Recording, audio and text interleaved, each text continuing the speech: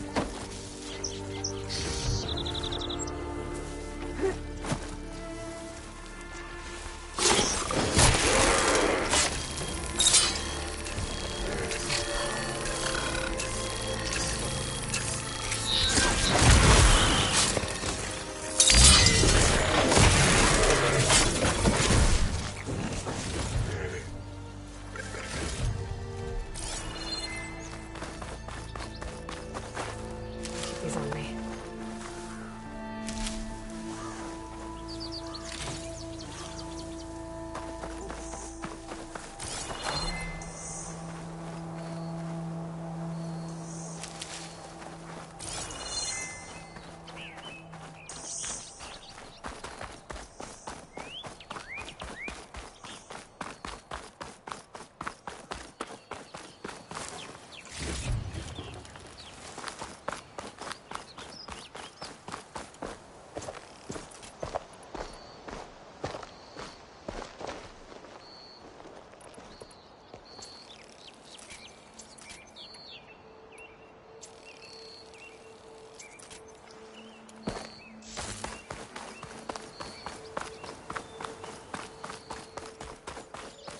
Well, that's not... Time to get Ulvund to blow the whistle, then Wadis to Baronite. You're not supposed to be working. I'm not working. I'm tinkering. Red hair's on the Same stick. thing. He's the one that gave those bristlebacks a run for their start.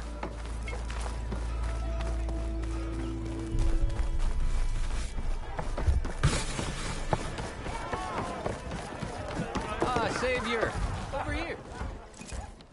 Savior, thank you for taking the time, and my condolences that you had to endure Ulvund's bloviating. I've dealt with worse. It sounds like he's really trying to put you over the barrel.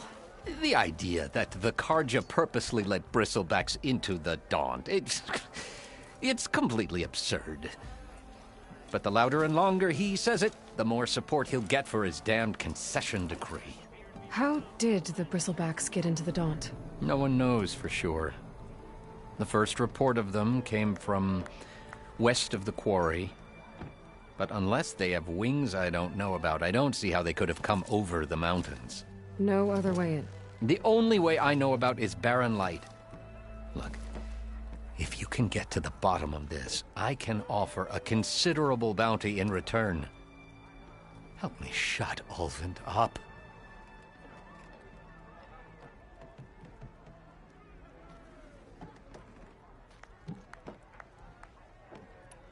What is this concession decree that Ulvund wants? He wants the Sundom to designate portions of the Daunt as Oseram holdings. Only the portions, mind you, that produce any value. Let me guess. Because he stands to profit somehow? Exactly. With the Daunt under Oseram law, he could secure more investment for their numerous ventures. He can't get those investments without the concession? No. Not while there's a chance the Sundom could revoke their access. Hence, why the concession is so important to him. And why blaming the Karja for the Bristlebacks, no matter how absurd, works in his favor. How did you get stuck out here? I asked for the posting, believe it or not. Overseeing the entire valley on behalf of the Sun King? It was an honor. Is an honor, I mean. But your job would be a lot easier without someone like Ulvund blasting hot air all the time? Ulvund's not going anywhere. He's been around longer than I have. Even fancies himself the founder of Chainscrape.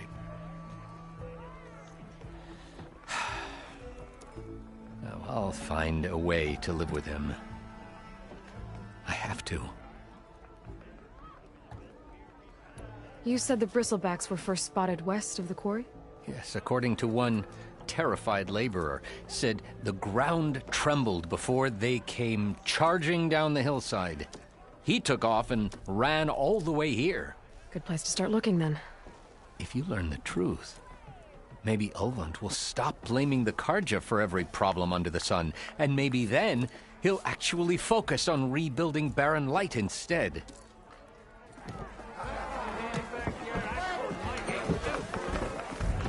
I found some berries I never seen.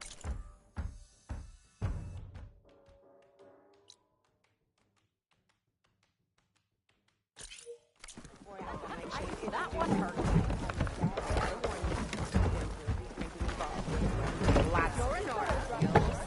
And I'm inebriated.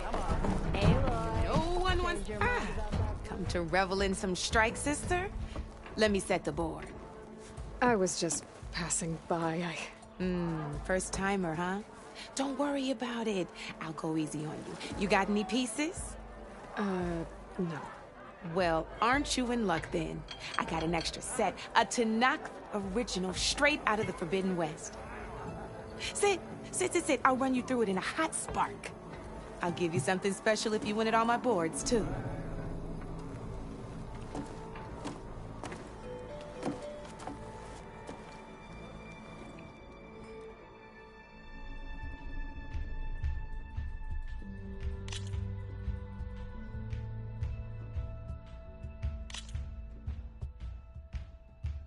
All right, let's start off simple. The Tanakh like to say that Machine Strike is a game of pure strategy. We each get a set of pieces. Each piece represents a kind of machine, and each machine is worth a different number of victory points. And to win the game, you'll need to gain 7 victory points by destroying the opponent's machines. It can be tricky remembering the details of every machine, so we use these notes to keep track of them.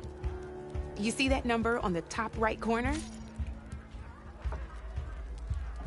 That there is how many victory points you'll get for destroying that machine. Notes also tell you how far a piece can move, how powerful their attacks are, the distance they can strike from, and of course, their health. Okay, that's enough for now. Let's just play. I'll explain the rest as we go. I own the board, so I get to choose who goes first. Since this is your first time, I'll let you go. Usually you get to choose which pieces to set on the board, but this will do for now. Pick up that machine piece to your right, and move it forward. And remember, each machine can only move. Take a look at your notes if you need a reminder. Easy enough, huh? Now, you get to move 2 machines each round.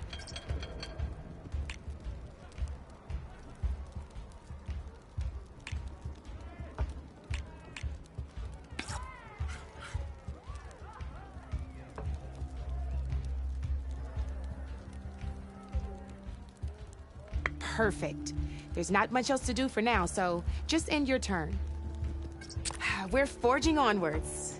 Let me move my pieces here.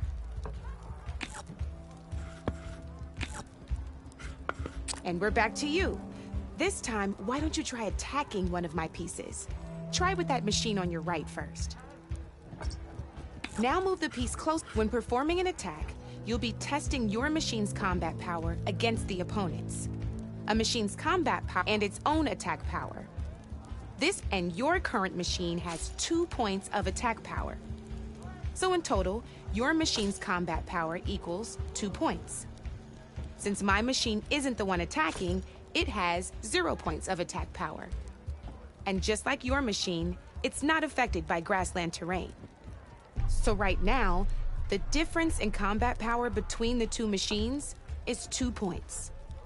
This means your machine can do 2 points of damage to my machine.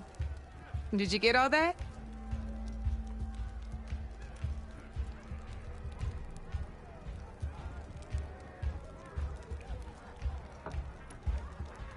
Knew you were a smart one.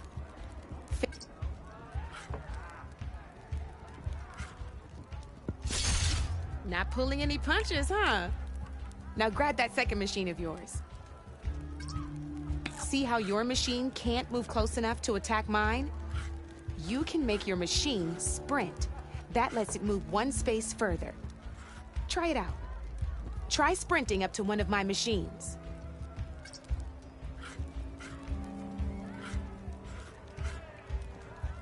Go ahead, just sprint over to my machine. If you sprint, you'll be able to reach my machine.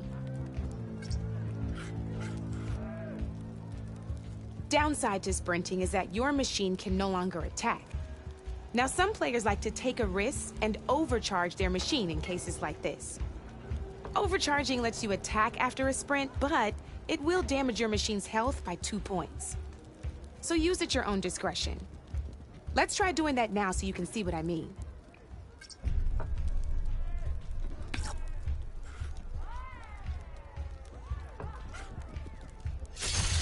That's about it for your turn, then. Now, I'll let you in on a neat trick. That machine of yours, the one closest to me, grab a hold of it. Same as in the wilds, machines have both armored points and weak points. You can see them marked on the pieces. Blue shows where their armor is thickest. Hit them there, and you'll do some damage, but not a lot. Now, red shows the machine's weak points. Hit those, and you'll deal a mighty blow. Here, let me show you. Rotate that piece so your machine faces mine. Now let that machine have it. Off the board she goes, and there's your first victory points. You don't have 7 of them yet, so let's keep going. Your machine attacked mine, but hasn't moved yet. Go ahead and move downwards towards my remaining piece. You've already attacked a machine and moved your piece. But if you overcharge your machine, you can attack a second time. And you'd be sacrificing your piece to defeat mine. But sometimes that can be a good thing. Overcharge your machine to attack mine a second time, and I'll show you what I mean.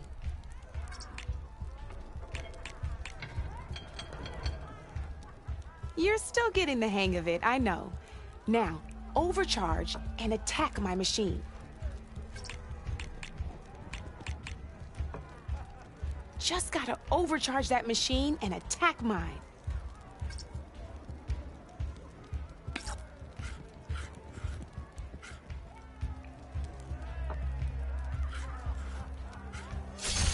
Ain't that a thrill? Now, because your machine was knocked out at the same time as mine, we both get the victory points our machines are worth. Good news is, since you're the one attacking, you're gonna receive your victory points before I do.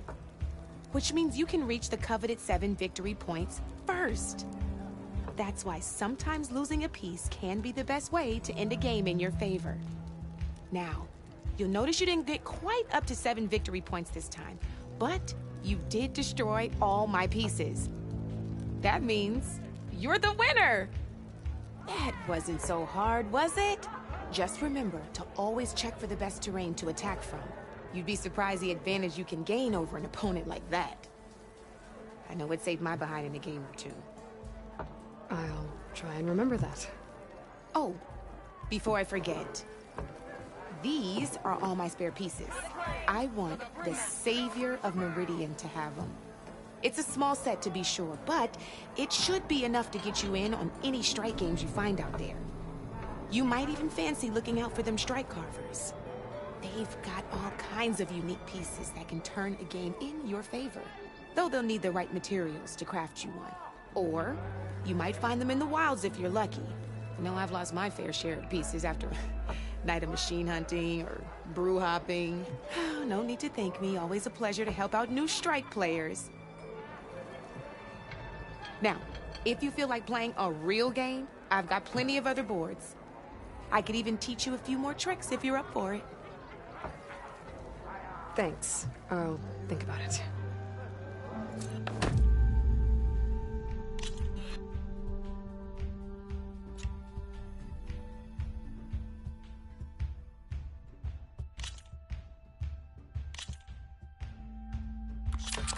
I knew I'd make a strike player out of you yet. How about this time I tell you how to use a board's terrain to your advantage? This one's got all the different terrains you can encounter in a game of Strike. Knowing when and how to use them can mean the difference between victory and defeat. Terrain mainly affects your machine's combat power. As you know, when fighting an opponent's machine, you compare its combat power to yours. The higher your machine's combat power, the more damage you can do. So finding the right terrain is an essential strategy for overpowering your opponent. Here, I'll show you. Grab that piece to your left and move to attack.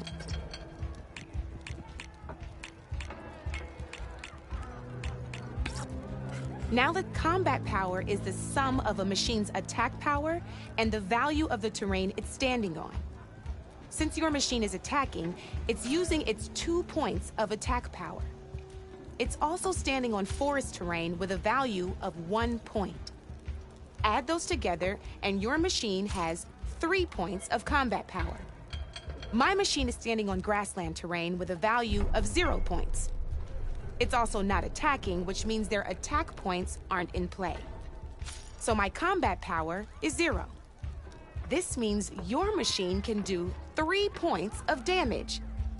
Go ahead and test it out. There you go. Now, choosing the right terrain doesn't just improve your offense. It can also help defend your machines from attack. Grab your other piece and place it in front of my second machine. Since your machine is attacking, it's using its 2 points of attack power. It's standing on grassland terrain. This terrain has a value of 0. This means your machine's combat power adds up to 2 points. My machine can't use their attack power since they're defending their position. But they have the higher ground. They're standing on forest terrain, which is worth 1 point. This means my combat power adds up to 1 point. Now, the front of my machine is colored blue. This means that the spot you're about to attack has armor protecting it. Which means my machine gets an extra point, giving it a total of 2 combat power points. If we compare the combat power of both machines, you'll see that you won't be able to do any damage. Whenever you're unable to top an opponent's combat power, you can still choose to attack and break their machine's defenses instead. Go ahead, try it out and see what happens. Ha, see? When you break a machine's defenses, you can knock it backwards. Sure, both our machines will receive 1 point of damage, but knocking my machine off that terrain makes it more vulnerable to attacks. Not only that, if my machine had been blocked from moving backwards, it would have received an extra point of damage. And if my machine had been blocked by another one of my pieces, that machine would have received damage as well. That's why breaking a machine's defenses is a great way to deal damage to several pieces at once. Useful, right? Okay, now go ahead and end your turn. There's still one more thing I want to show you. All right, as we've seen, the higher the terrain, the more it'll add to your machine's combat power.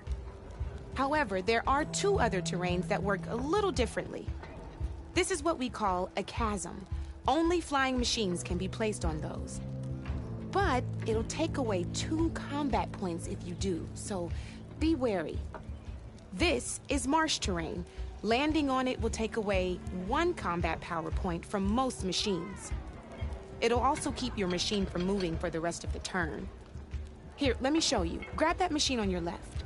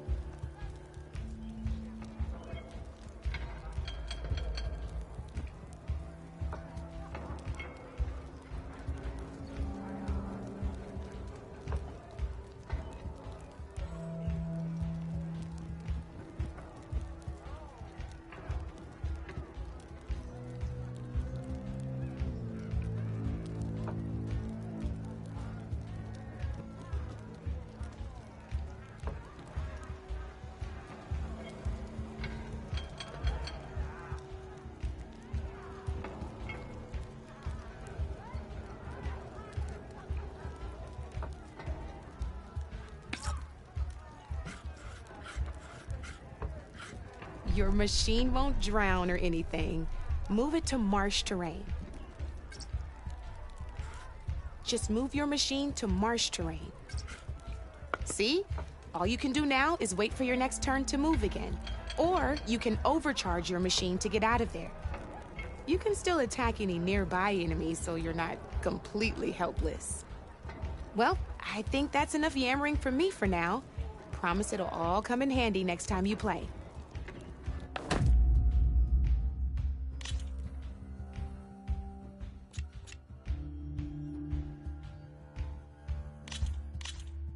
Here for more tips? Why don't I tell you a bit more about the pieces we used to play? In a normal game, you get to choose which machines you place on the board. Each one is worth a certain number of setup points, and you can spend up to 10 assembling your army. Knowing what each machine brings to the game and building an army that matches your strategy is the key to becoming a machine strike master. When assembling your army, there are a few things to keep in mind. First and foremost, you can never have more than 4 of the same machine on the board at the same time. With that in mind, most players would choose machines based on how far they can move or how much attack power they have. But a real strike player will be looking at a machine's type and skills. Let's take a quick look, shall we? Pick up that machine on your left. All right, let's talk about the different ways in which a machine attacks its opponents. In other words, its machine type. If you look at your notes, you'll see this machine here is a melee type. You can also tell by the shape of the base the piece stands on. A melee type machine attacks the first enemy within range, and no one else. We've seen this plenty of times, so just move that piece forward so I can show you some more stuff. Great, now grab your other machine. Looks like we've got ourselves a gunner. This means they'll only hit the farthest enemy in their attack range. Let's move that machine forward and end your turn so we can take a look at the rest of the pieces.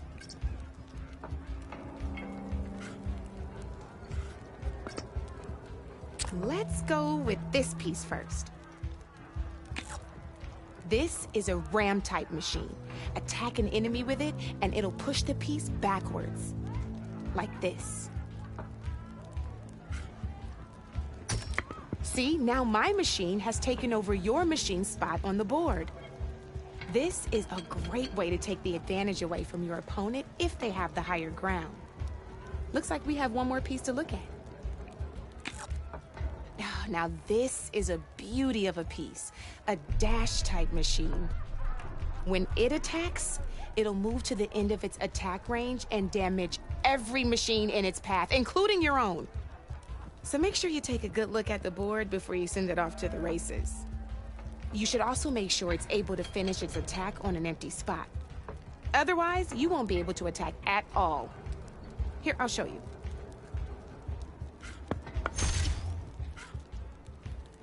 Look, it even rotated your piece.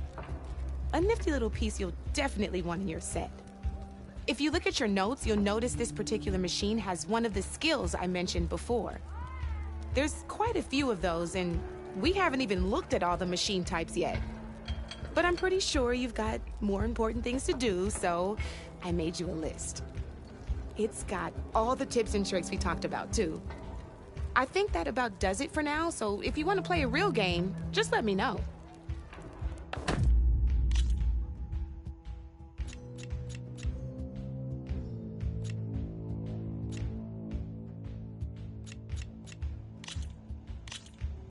Good luck.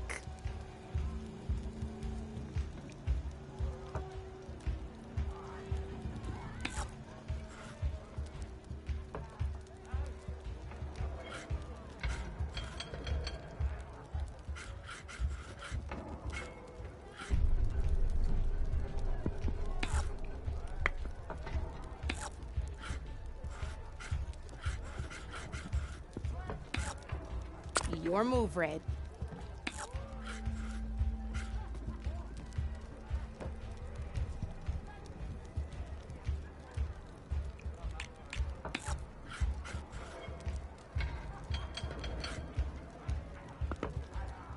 I'm up.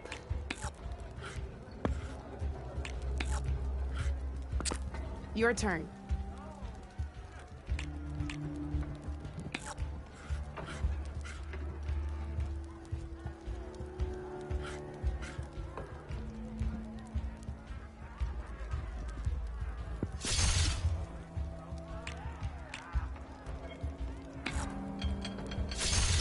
Thank the forge you hit armor.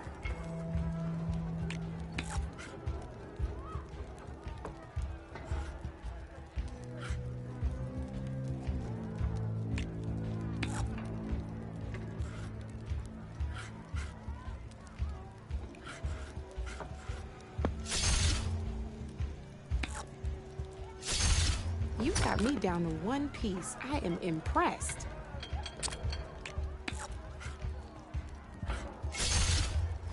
Knocked right off the board.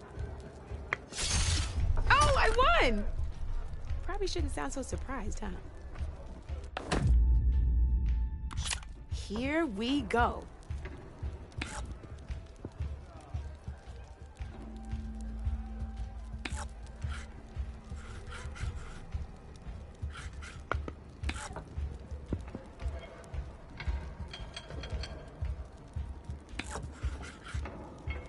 Time to make my move.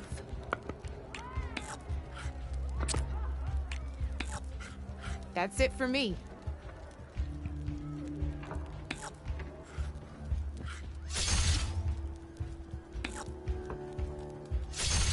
A single machine left? That ain't good.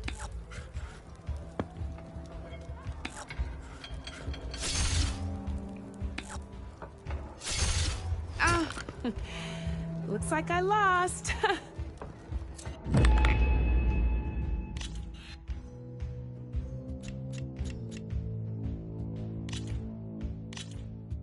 Let's play.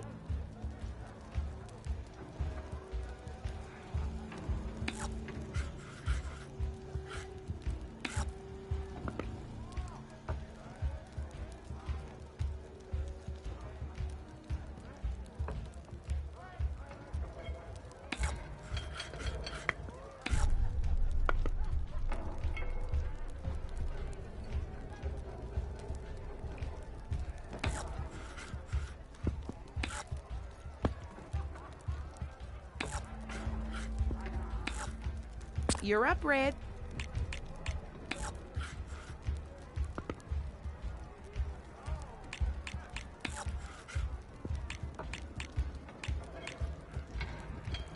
My turn.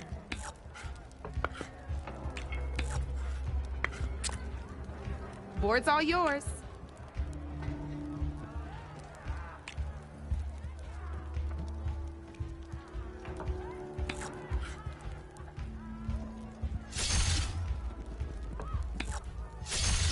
That was brutal.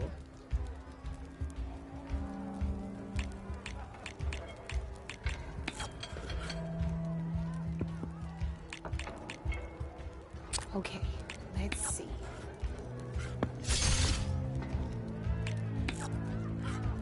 Board's all yours.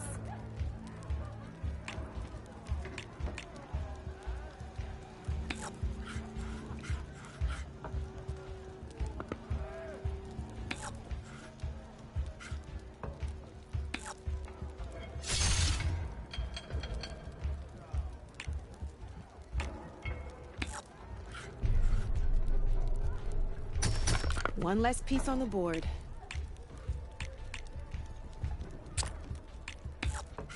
Time to get serious.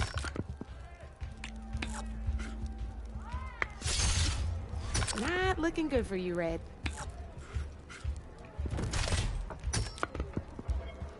Hey! Oh, that was the perfect spot!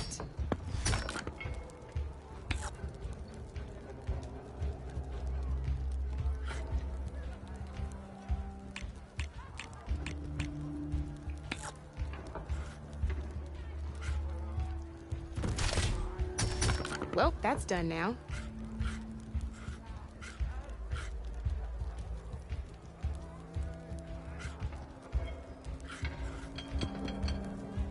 Time to make my move.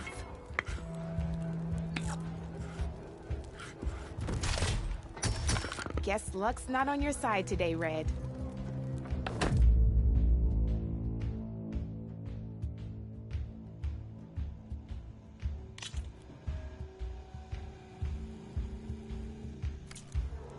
You know where to find me, Red.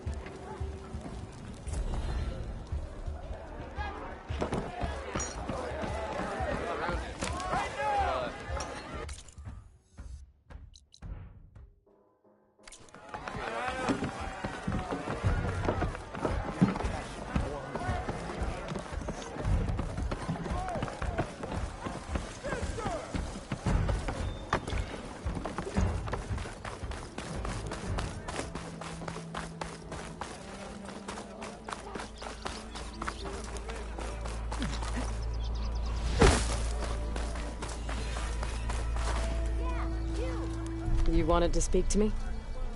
Well, you know better than anyone it's a dangerous world out there, and not just against machines. Name's O'Dirk.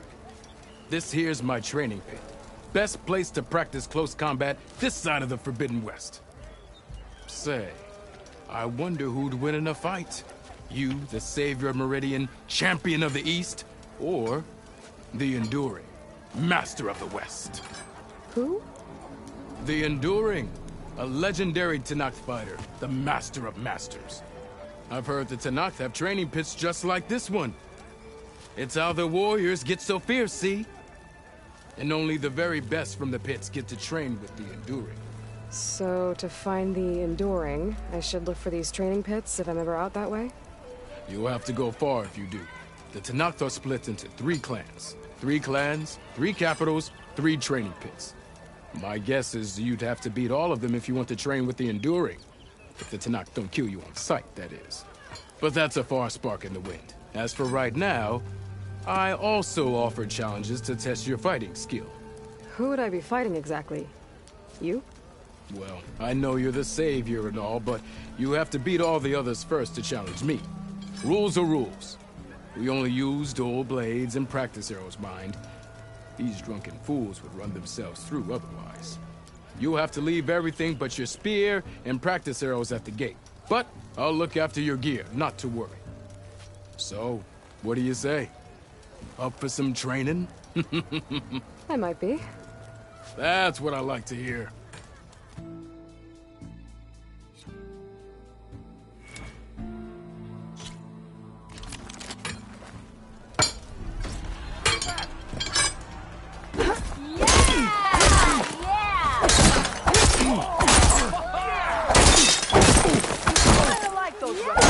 attacks are fast but easily blocked. So learn to combine them with other attacks.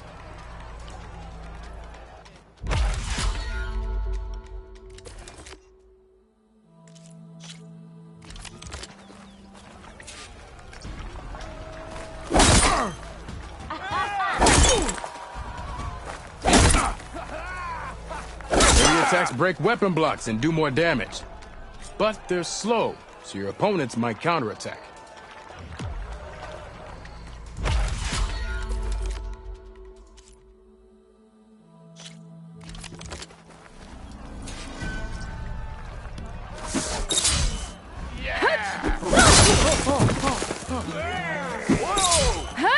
Power attacks smash weapon blocks to really hammer an enemy with damage. But they're slow and leave you vulnerable, so pick your moment.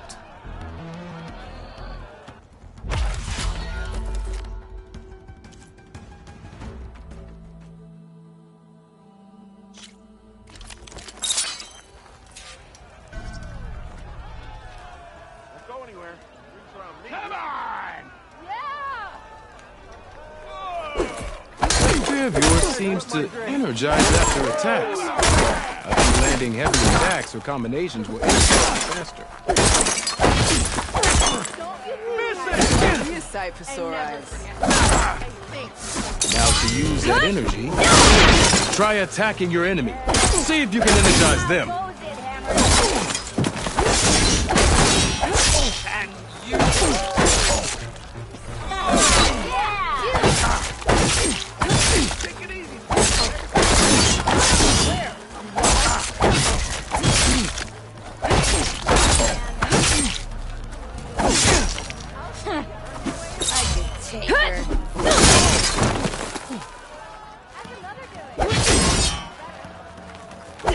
No, a light attack will energize your enemy.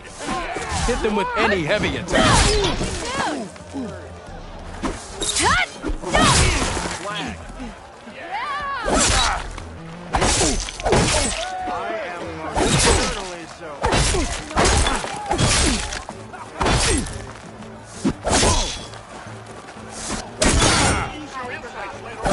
Never forget.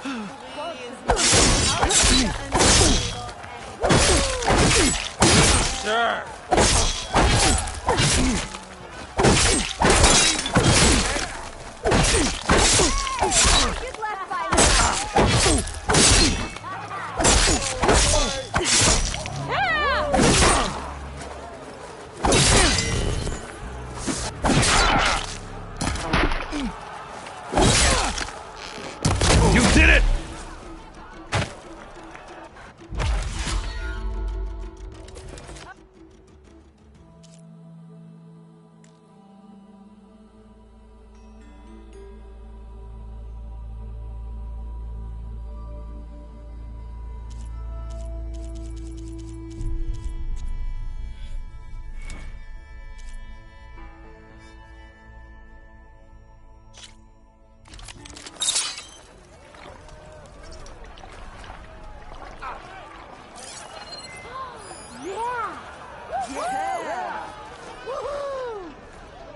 I do like the sound of my...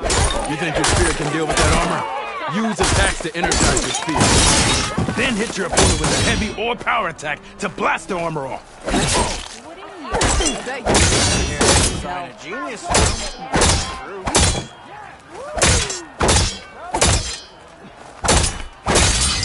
Ignoring me again? doesn't last forever. Shoot the glowing part of your opponent before the energy fades. That spirit can give you the edge in battle. Keep energizing it, and then your enemies. Triggering those energy blasts should help you vanquish your opponents.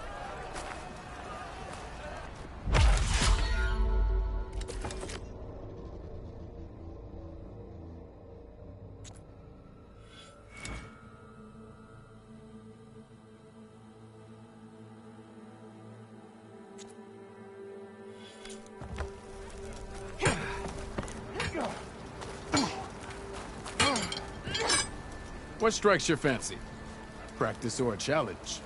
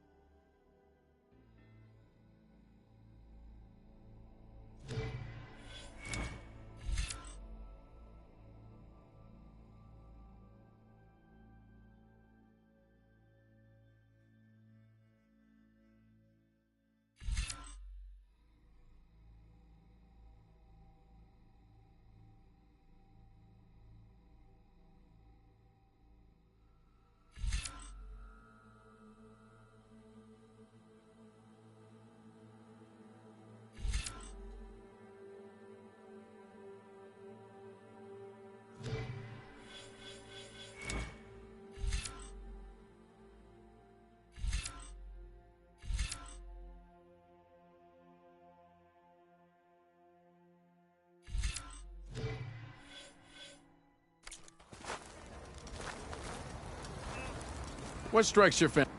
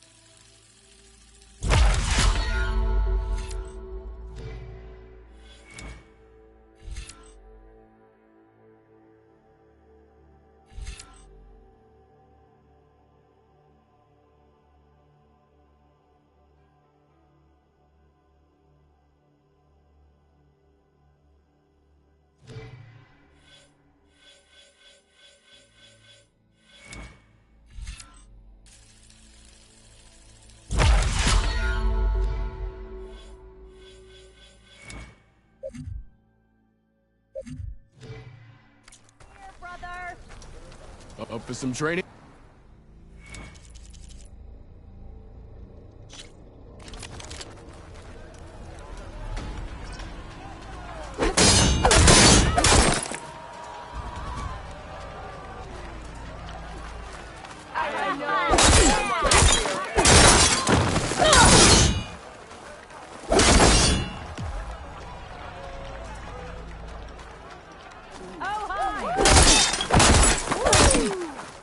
Single attacks are child's play.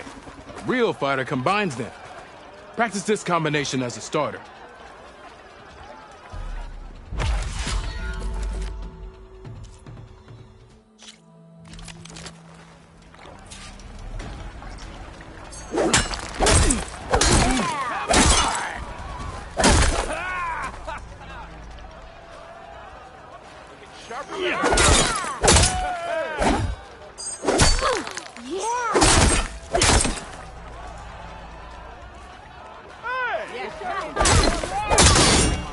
Defensive opponent, break their weapon block, then follow through to attack with this combination.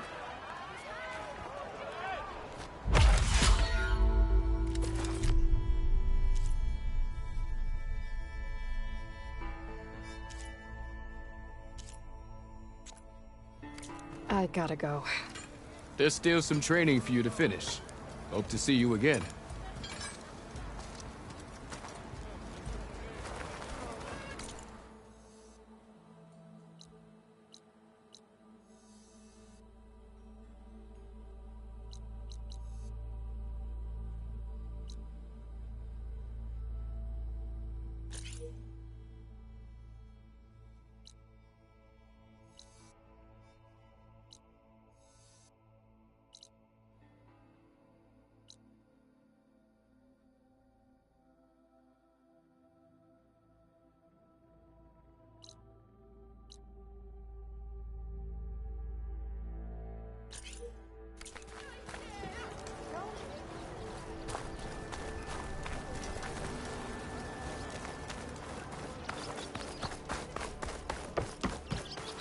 Still here, I see.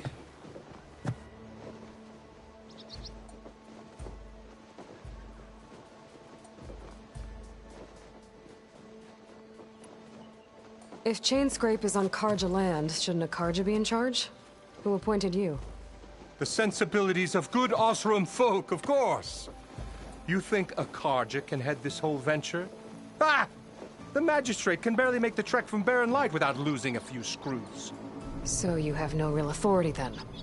People only follow you because you say so. Loudly. Anyone who has followers has authority. I've been with Chainscrape from the beginning. I mean, I'm practically its founder, and its honest folk know I'm indispensable to its success.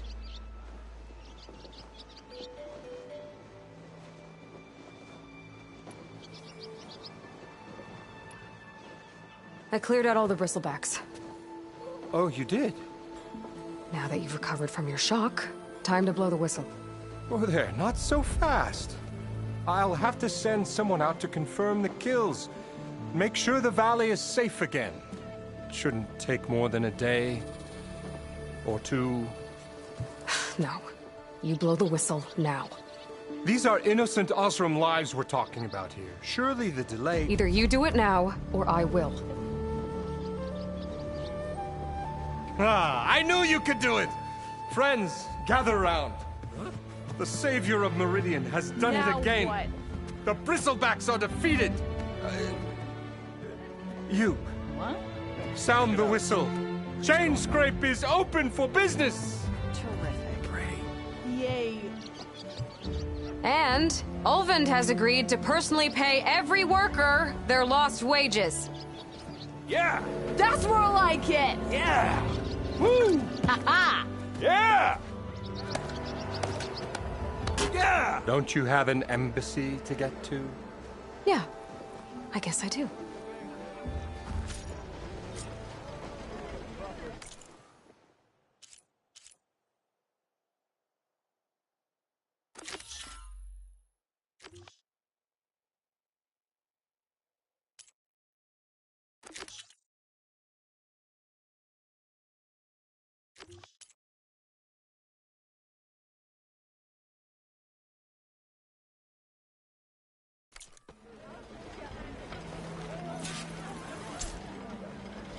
Well, the chain scrape's back to work.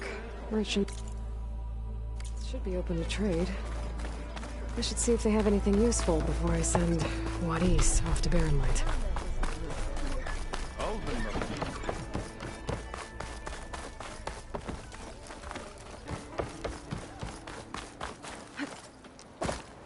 The way to Barren Light is clear. Get moving. You're not errand vanguardsman. I will move only when the captain When says... I've cleared out all the bristlebacks, which I have. Captain's orders. So they're okay? Banged up, but breathing. And waiting up ahead for you. But I was supposed to have 3 escorts. I'm off to Barren Light, Wadis. Like Aloy said, Captain's orders. You can stay here. Abandoned to the riffraff? I think not. Guess you're coming with me then. See you there, Aloy.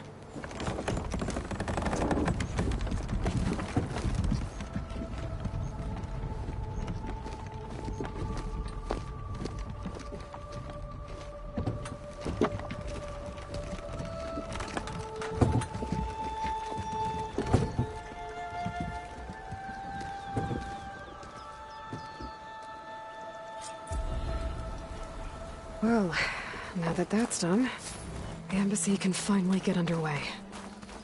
If I can get through it, I'll be able to track down Silence. Hades. Maybe even a Gaia backup. Guess I could head straight for Barren Light. Or poke around the Daunt some more first. And maybe take Petra up on that drink.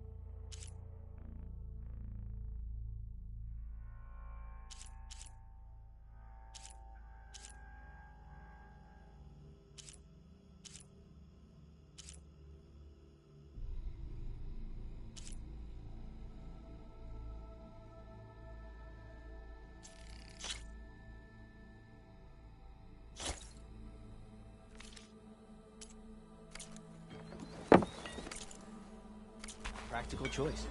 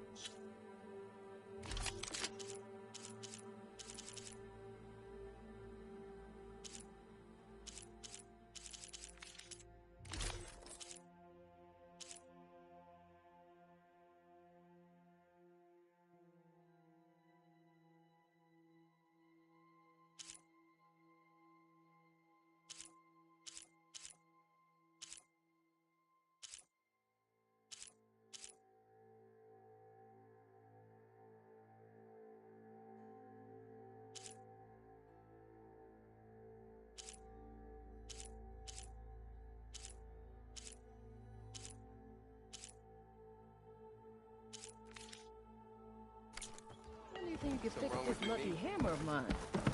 Shop just opened up, and I've got a backlog of orders, so... Brought out only the good stuff for you, Red. Seeing as you got that whistle blowing. Hey, I've been waiting to get my lucky hammer fixed for days. You haven't done anything useful like getting rid of any bristlebacks, though, have you? Take your time. I promise you won't be disappointed.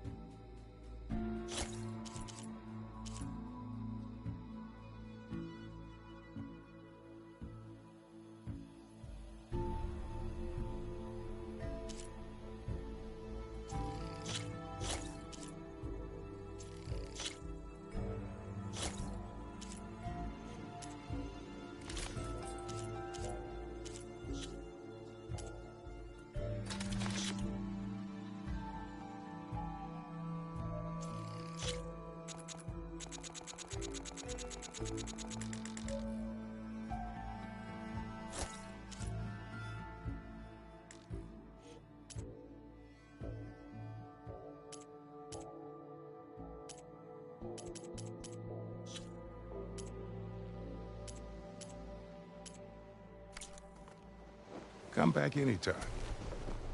Now can I get this fixed? I can fix your tools. Afraid there's no fixing you. Joke's on you, Hammerhead. I'm into that stuff.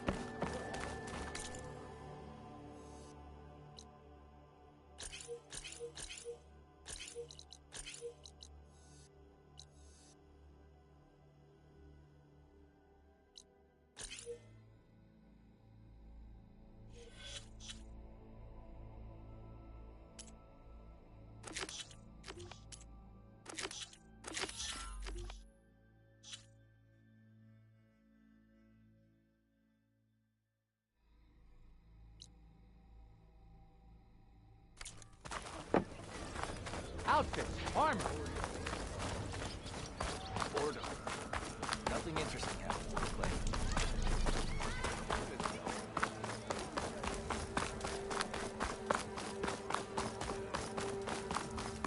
I could get around faster if I found a charger to override.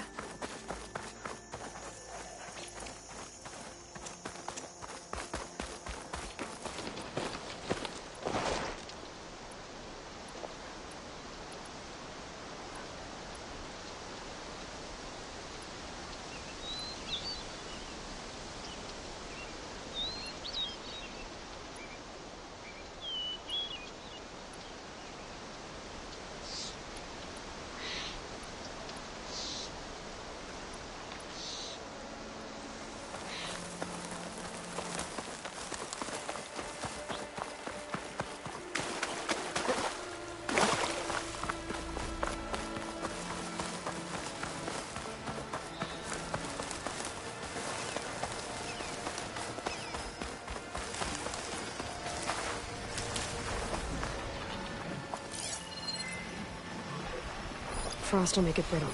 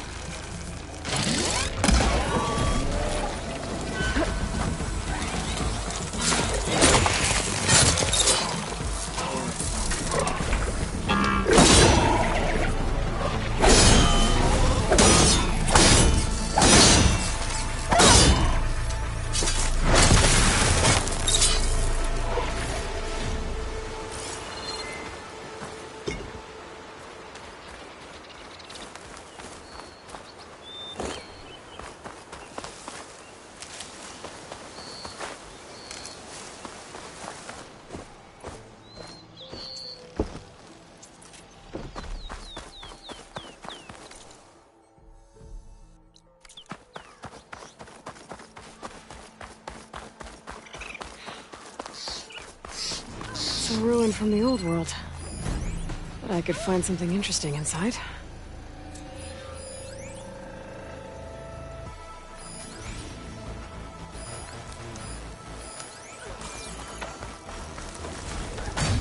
Okay, what do we have in here? Cauldrons could teach me how to override these machines. I think I'm back in range of the Vista Point. Try to find where the image is to be.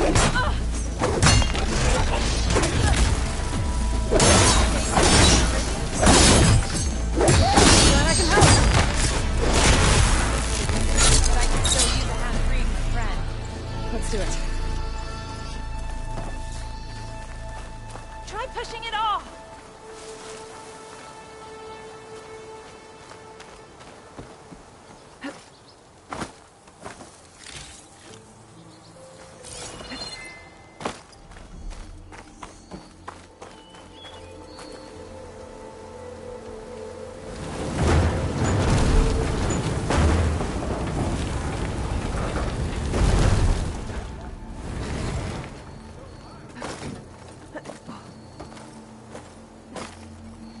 Looks like this door needs some kind of key module. Maybe there's one in the ruin?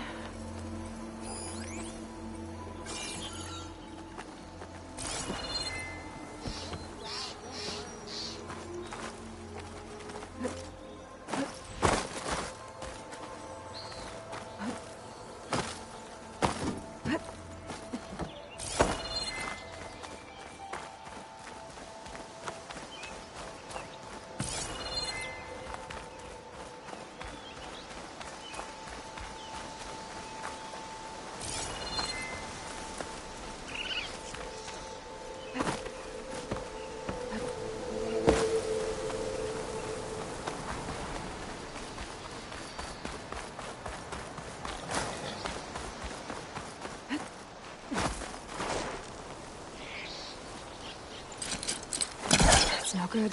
Can't use the forecaster on that.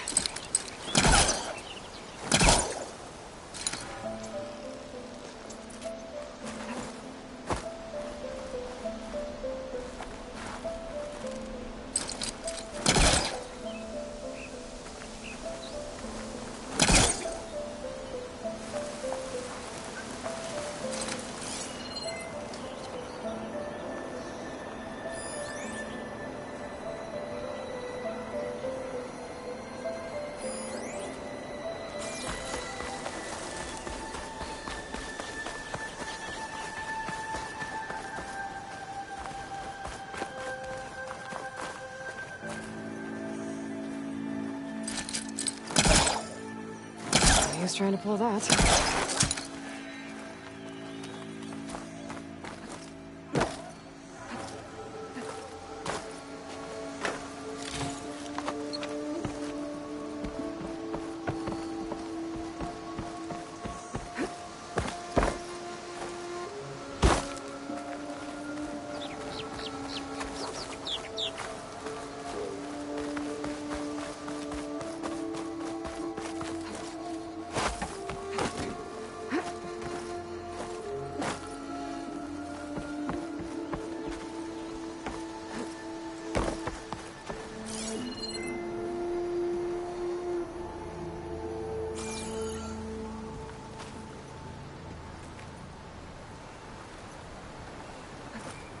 Some data survived.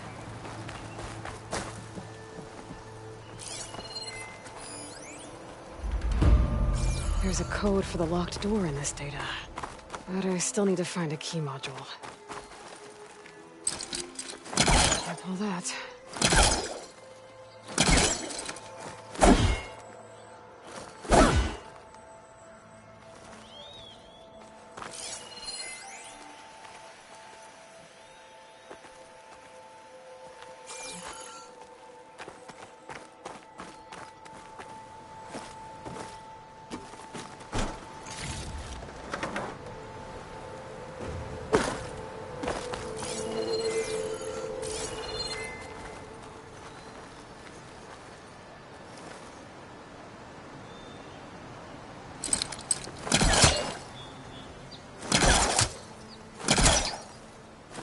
I don't think it'll connect.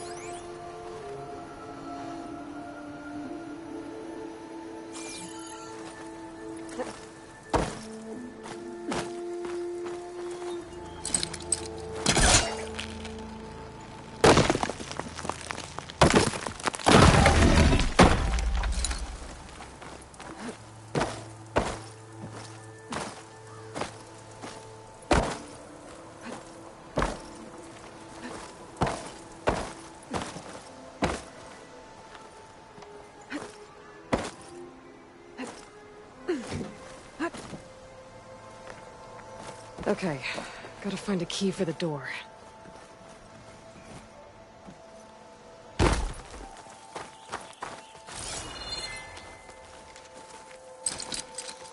Spellcaster won't work on that.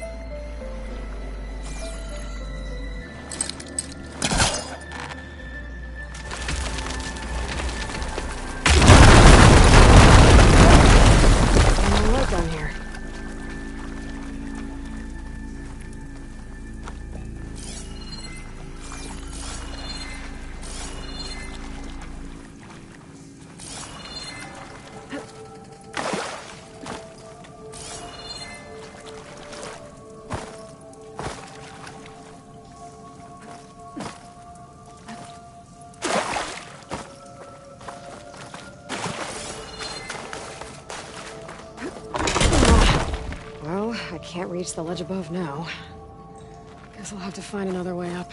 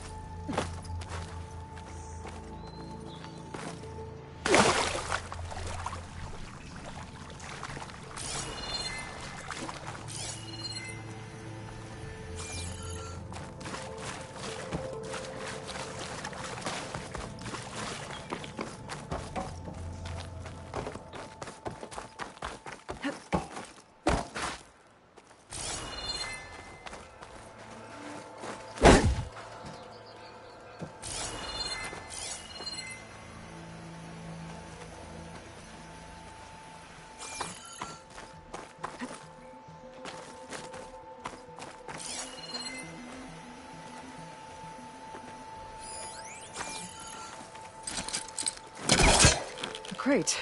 That should be useful.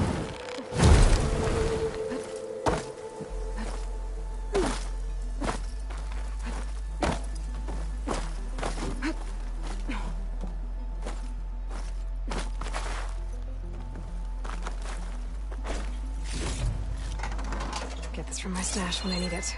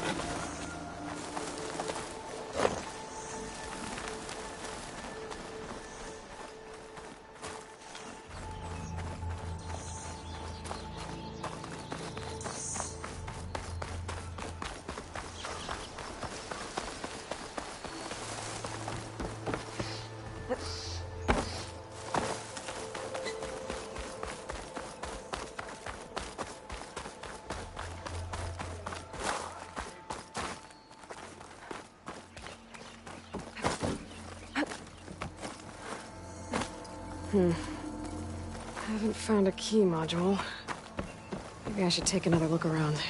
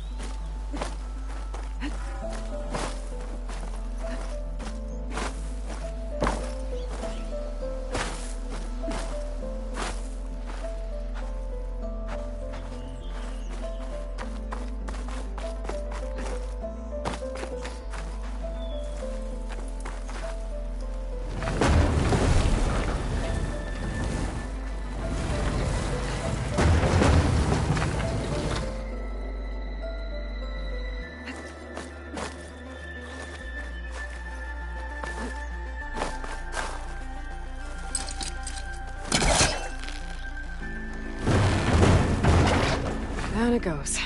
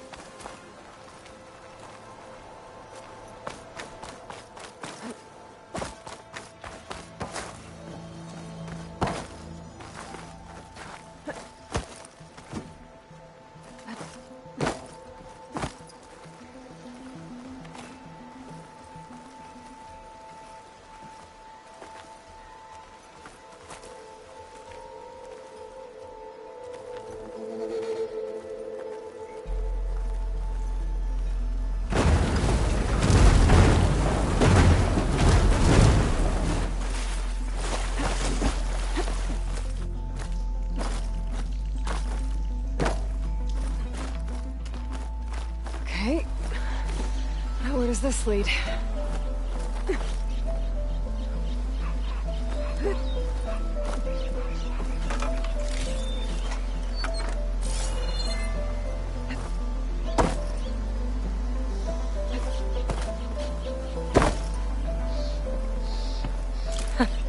The key module.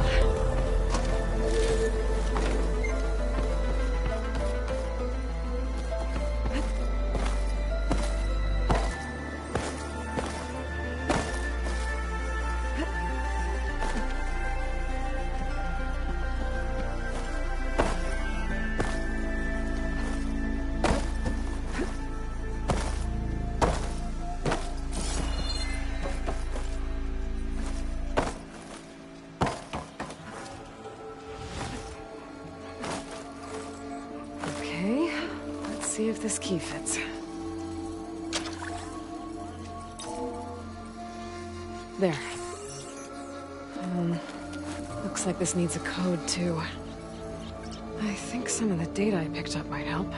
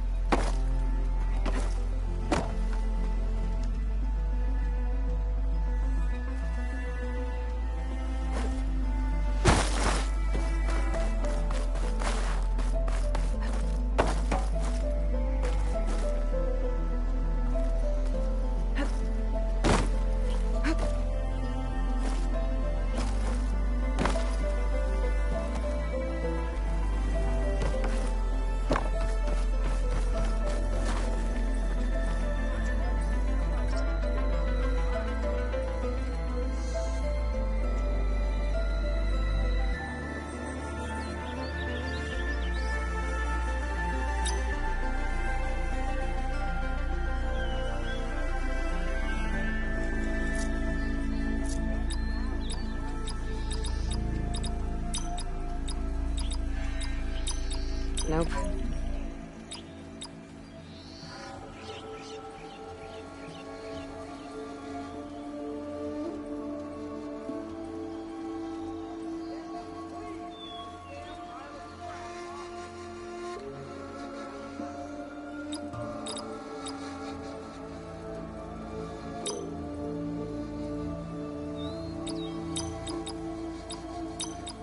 I don't think so.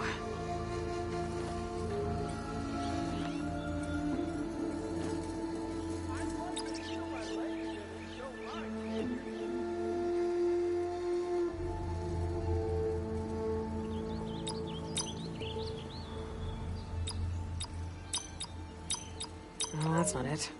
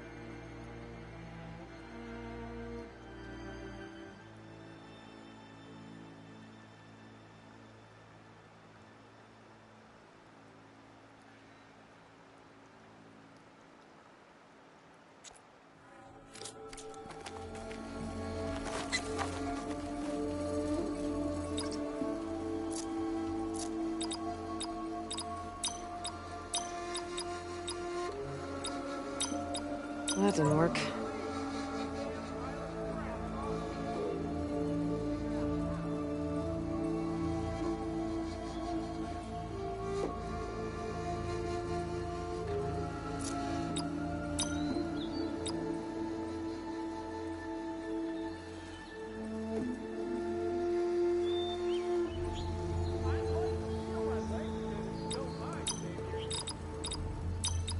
I don't think so.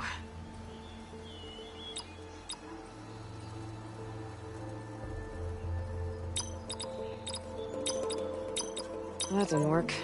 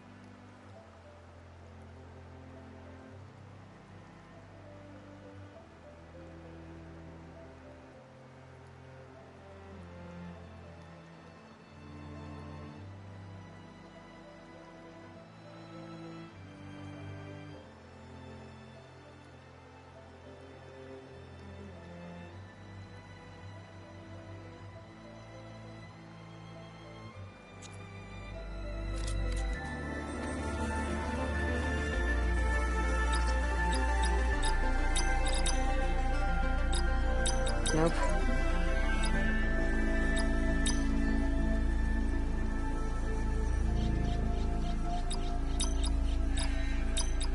Oh, that's not it.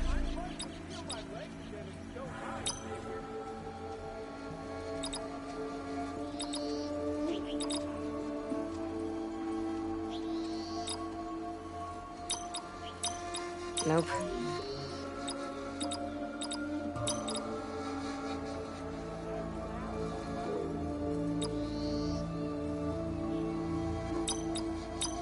That didn't work. Oh, that's not it.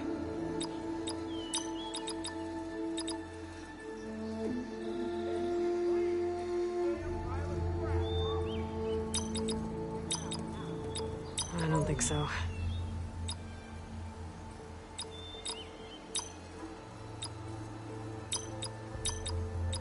I don't think so.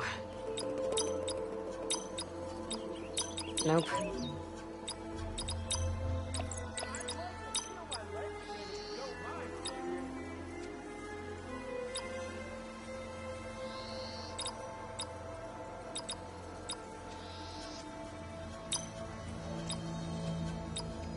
That didn't work. Oh, that's not it. I don't think so. No, that's not it. Nope.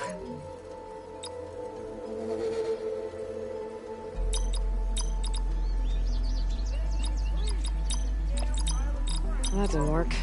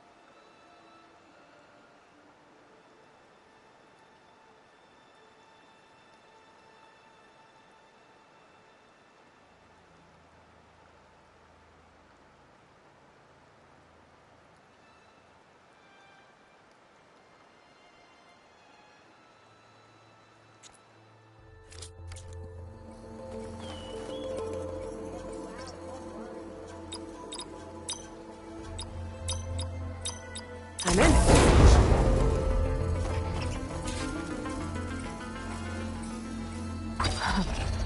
What is this thing? Guess I'll hold on to it for now. Might want to use it later.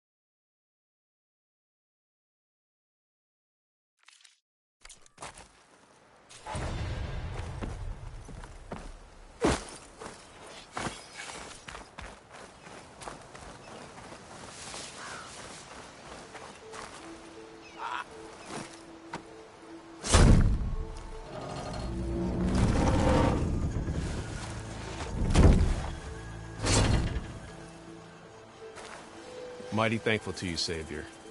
Just Aloy is fine. Aaron mentioned you're not one for fancy titles. You're Vanguard. Captain said to keep an eye on Chainscrape. So we've been cleaning up any bristleback carcasses we find. Didn't want them attracting any of their scavenger friends. Would have been an easy task too if someone hadn't slipped trying to move the damn things. Scroungers showed up while I was trying to free this scrap brain. Forgot to bend the knees, that's all. Here, my thanks for helping us out. These should be handy in a pinch. Thanks. Make sure you don't go, tripping under any more bristlebacks. Stay safe, Aloy.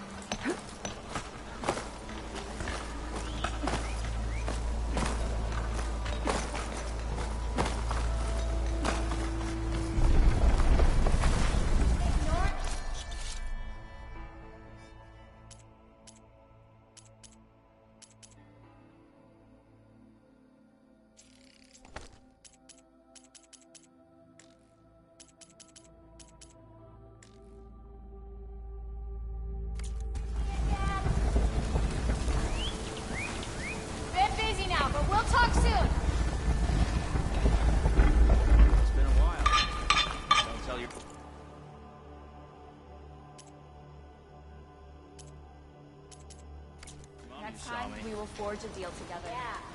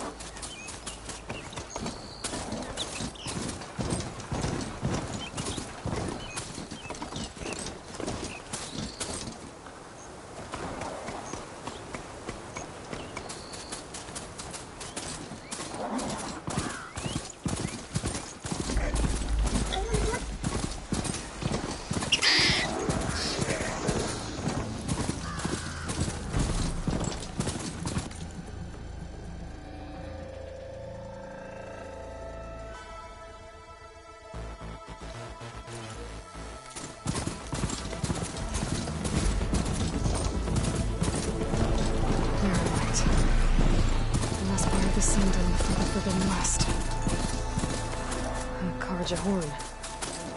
That means the embassy's starting soon.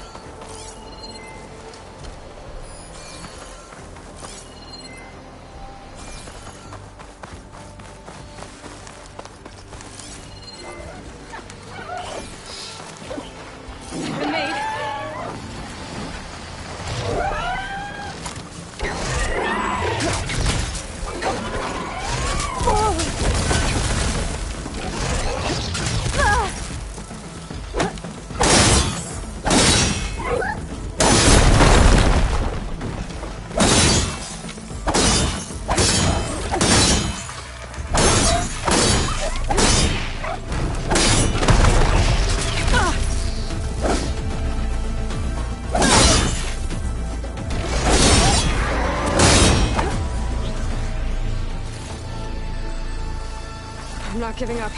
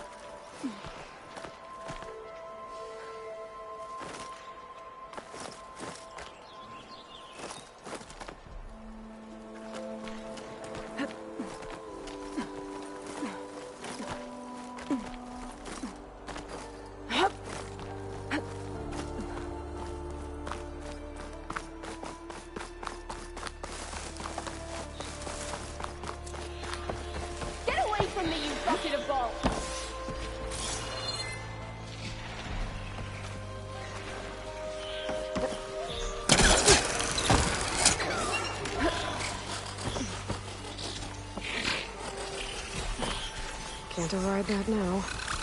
Need to get data from the cauldron to get this anyway.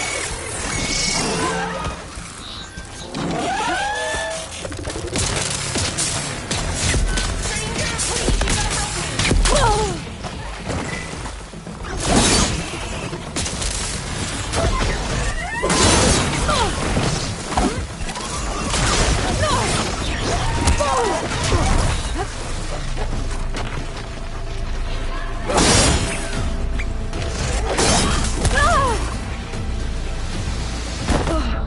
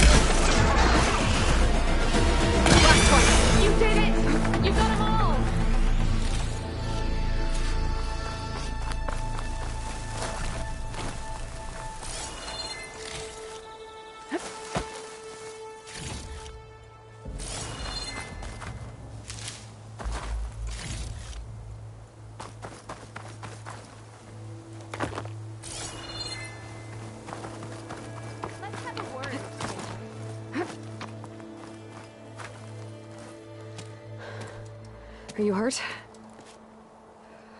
I live. What are you doing up here? That used to be a signal tower. The mechanism uses a special lens which, in some very specific circles, is highly valuable. And since the Carja are planning on tearing them down, I was going to liberate the lens before it got destroyed. You get it for me, and the lenses from the other towers. I'll make it very worth your while.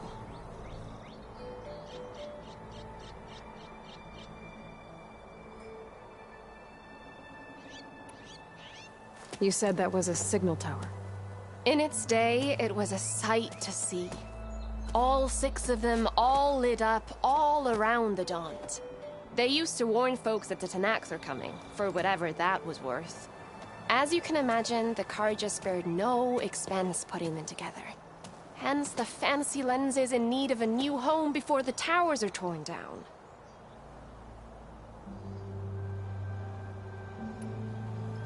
So, you're a thief.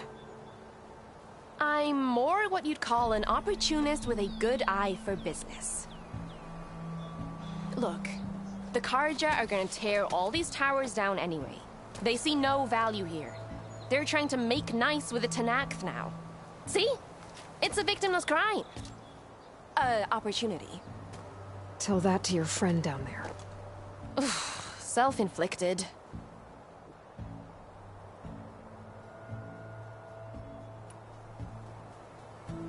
Why can't you do it? Look, even if I hadn't hurt my ankle here, I'm clearly nowhere near as capable as you. Oh, come on.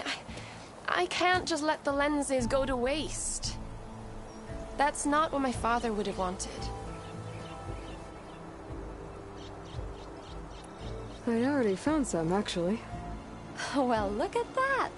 Looks like you're quite the opportunist too, eh? Let me take these off your hands then. This should be a nice reward for your efforts.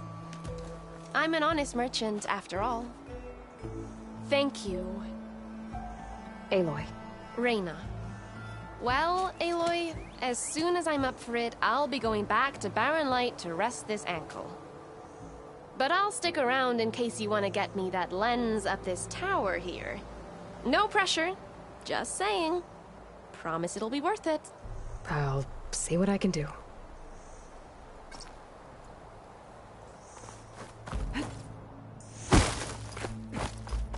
There's no ammo for this.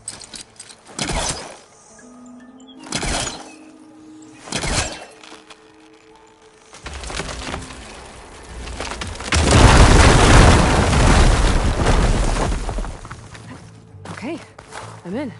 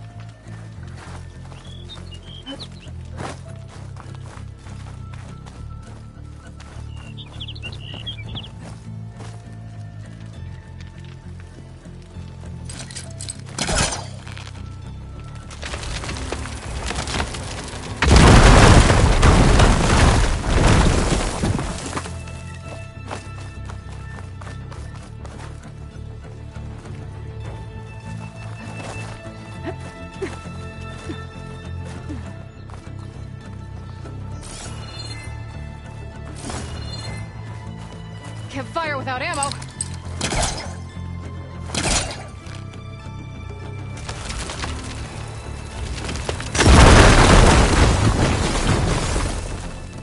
I am really busting up this place.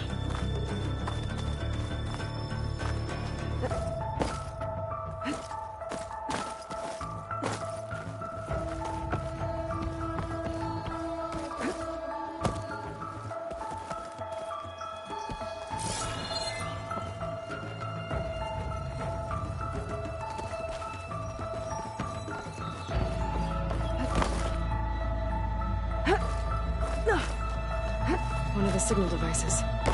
Should be a lens I can grab for Reyna. Got the lens. I can trade it with Reyna the next time I see her.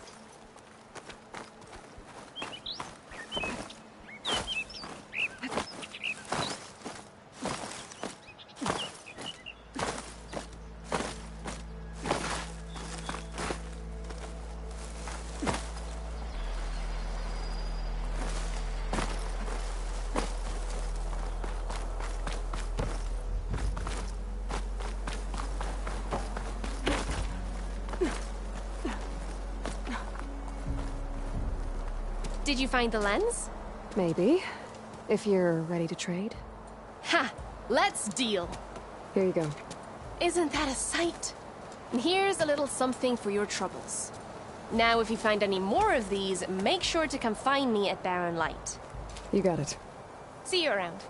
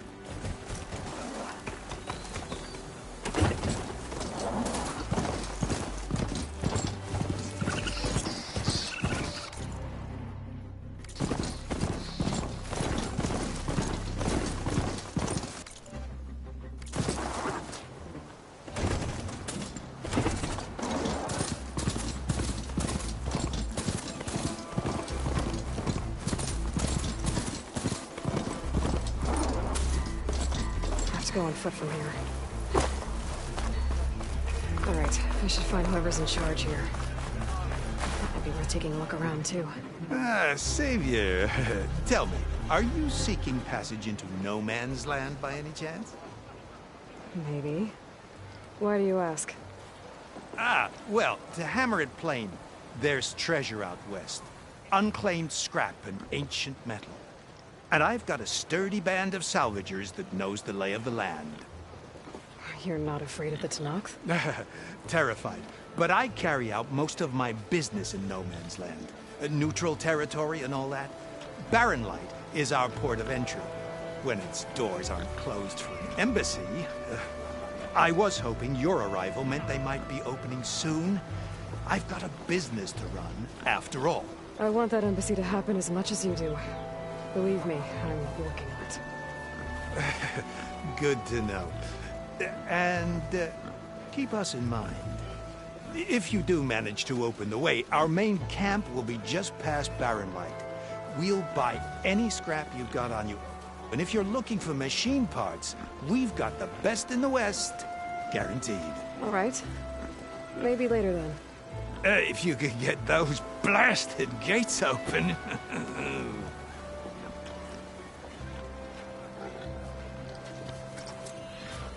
Guess I'm not the only one who wants to get those gates open.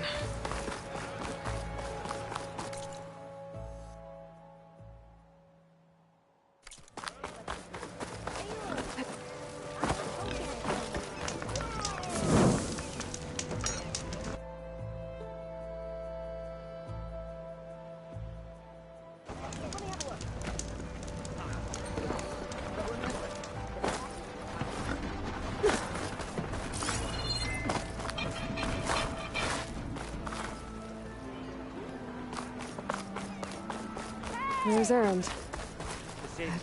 Looks like he's had a few. Savior, I need your help! Don't embarrass yourself, soldier.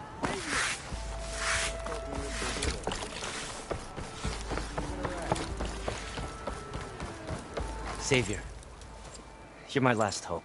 Conover. She's Meridian's savior, not yours. It's just Aloy. What do you want? Please, no one will listen. But the Eclipse... they're here in the Daunt. Really, Conover? Aloy's the one that defeated them. You're bothering her with this hogwash now? Some of them must have fled west after the battle at the Elite. I saw one of our sentries, Loravik, sneaking off to meet with one. I tried to eavesdrop, but they spotted me. And then Loravik tried to kill me. I... fought back. It was him or me. Unfortunately, there's no hard evidence that connects Loravik to the Eclipse. And since Conover doesn't deny killing his fellow soldier, Nozar sentenced him to death. What makes you so sure Loravik was working with the Eclipse? Well, I was too far to hear everything. But I heard them both say the word Eclipse. It's not the most outlandish claim I've heard, but it's up there. Crying Eclipse is a convenient way to dodge a death sentence. If I have to die, so be it. But if we ignore this threat, others are going to die too. Tell me exactly what happened. Weeks ago, during a shift change, some trespassers slipped through the gate. By the time anyone noticed, they were halfway out the canyon. Nozar didn't see the need to give chase. Let the Tenakth take care of them, he said. Nozar's not one to be sidetracked. He tightened up the patrol schedules, reprimanded the sentries, and everyone moved on. But I couldn't stop thinking about it. None of us are careless out here, meaning someone left it open on purpose. And Loravik, well, he's always grumbling about officers. But on this, he was too quiet. And after the incident, he started acting different, jumpy. So when I spotted him sneaking out of the barracks after hours, I followed. I found him arguing with a stranger. And when Loravik mentioned the Eclipse, I tried getting closer, but they heard me. The stranger took off, and Loravik lunged at me with his knife. Instincts took over. Sentries heard the scuffle and found me standing over his body.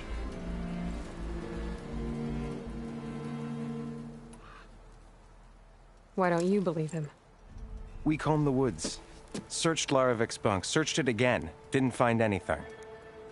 Look, Conover's a good man. I don't believe he murdered Loravik in cold blood. But Nozar only listens to facts. And that fact is, Conover killed his fellow sentry. He doesn't deny it, right? No, but more Eclipse are out there. And considering there's no evidence backing up this Eclipse story, well, we can't question a dead man. Nozar's on edge with the upcoming embassy and doesn't want distractions. But hey, if you find a bunch of Eclipse soldiers hatching an evil plot in the woods, please do let us know. The meeting you witnessed. Did you hear anything else about their plans? No. But the clearing where they met is just east of here, across the river. A dozen soldiers have already searched it, Conover. There's nothing there. I can see things others can't. If the Eclipse are in the Daunt, I'll find them. Thank you, Aloy. Sun bless your search. Don't get your hopes up, soldier.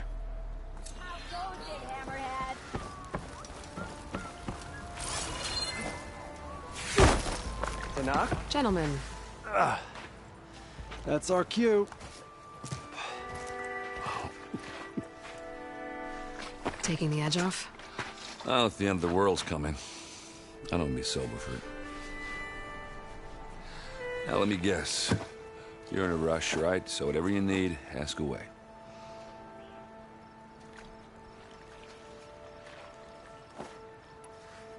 How have things been since Your silent departure? Yeah, not bad. Vanguard's going strong. Helped Avad pick up the pieces after the battle with the Eclipse. I took a month to bury Ursa in the claim. But when I got back, I got the assignment to babysit Wadis on his way to the embassy. I thought that'd be a cakewalk, so of course things went sideways. You got blindsided. Wasn't your fault. A couple more of these, maybe I'll believe you.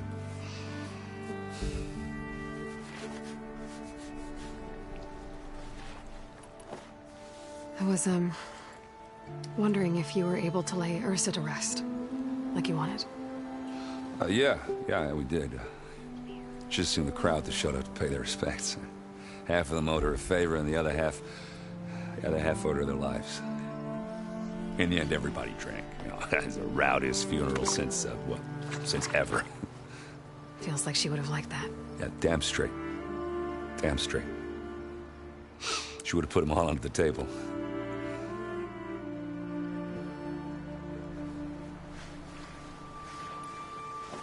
What do you know about the embassy?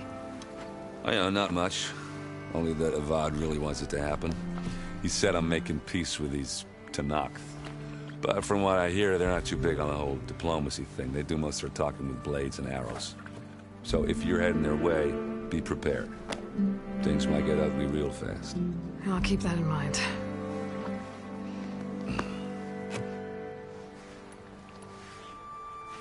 What do you know about this place? Well, nothing good. It's where the Carja dragged all the captives they took from the Forbidden West during the Red Raids. Lucky ones became slave labor. The rest were hauled off to the Sun Ring and Meridian. Your sacrifice. You got it. Tenakth made sure to wreck the place before they chased the Carja out of the West. I can't say I blame them. And now Avad's paying the Osram to rebuild it. And no matter how much new stone they put up, it'll still be stained in blood.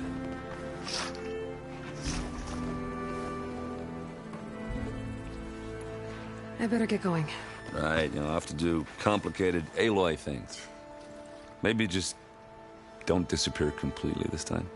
No promises. I guess what I'm really trying to say is, if you ever do need me... I know where to find you. Hopefully sober next time. Don't count on it. Be careful out there, Aloy.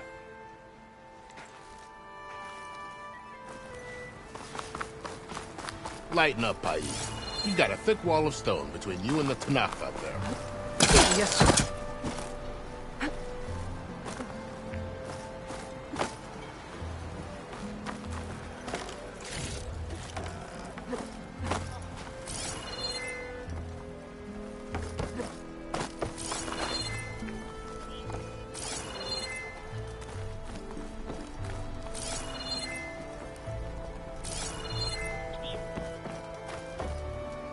Why the long faces of us? Wish you were heading out there. No, sir. Don't worry. If the Tenakth were planning to invade, they'd have done so. Are you in charge around here? Apologies, no. That would be Commander Nozar. I'm Lawan, the second in command. So, what brings Aloy of the Nora to Barren Light? I'm here for the embassy. I need it to happen so I can head west. And maybe now that Studious Wadis is here, we can finally get things underway. Yes, the Sun Priest. Walked in practically kicking and screaming behind his escort. Really seems to like his scrolls. But the embassy remains delayed. Commander Nozar has signaled our readiness, but the Tenakth marshals have yet to sound their horn. All right, fine. Let me through the gates then. I have my own business with them.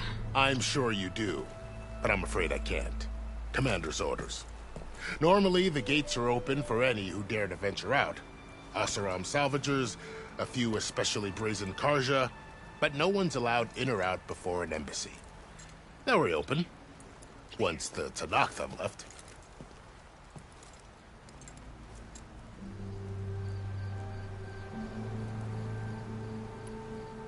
So what happens at these embassies, exactly? Mostly trade and negotiation. The Karja offer tribute of food, spices, and gear. In exchange, the Tenakth return personal effects taken from Karja soldiers that fell during the Red Raids. This particular embassy, however, is a special case. Because the Tenakth are handing over some sort of prisoner, right? A soldier named Fashav? Ah, so you've heard. The exchange has got everyone on edge. You never know if an embassy's going to go well until it's practically over.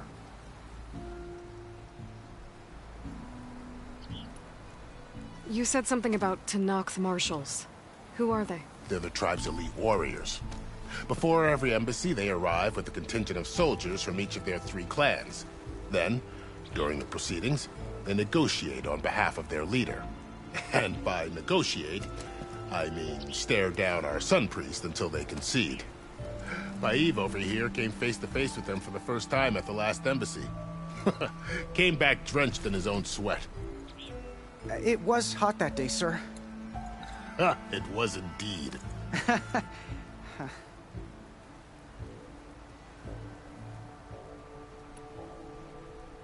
Where is this Commander Nozar, then? If he's the one keeping the gates shut, I'll convince him to open them for me. I'll take you to him, but I have to warn you. The commander isn't one to break protocol, especially when he's already high-strung. We'll see about that. This way. There's a lot of activity going on around here. The Tenakth tore down this place during the Red Raids. 2 years of labor, and we still have a long way to go. The work stoppage and chain scrape nearly halted our rebuilding efforts. But I hear a certain Nora got them back to work. I was just helping out. Yes, well, I'm sure Ulvund was thrilled.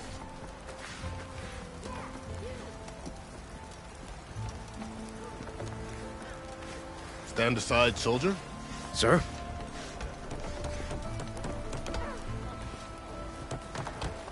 There's the commander.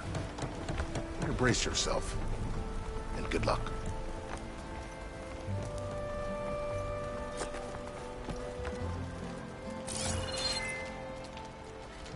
Why the Sun King believes we can have peace with these barbarians.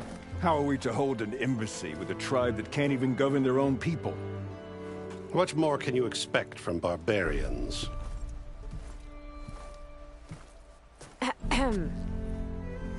Ah.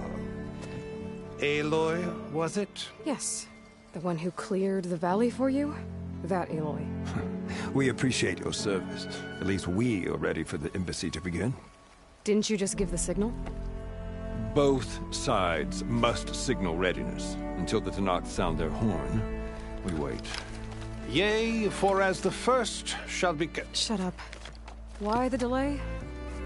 The Tenakth are a tribe composed of 3 clans. How many banners do you see? You're just gonna wait? Go find out what's wrong. Oh, this isn't some forgotten corner of the East where you come from, Nora. It's the Forbidden West. If you don't like it, run back to Meridian, file a complaint. The Meridian I saved, you mean? That's right. Nobody walks to the gate until the 3rd clan arrives and the Tenakth horn has sounded. Not even the savior of Meridian.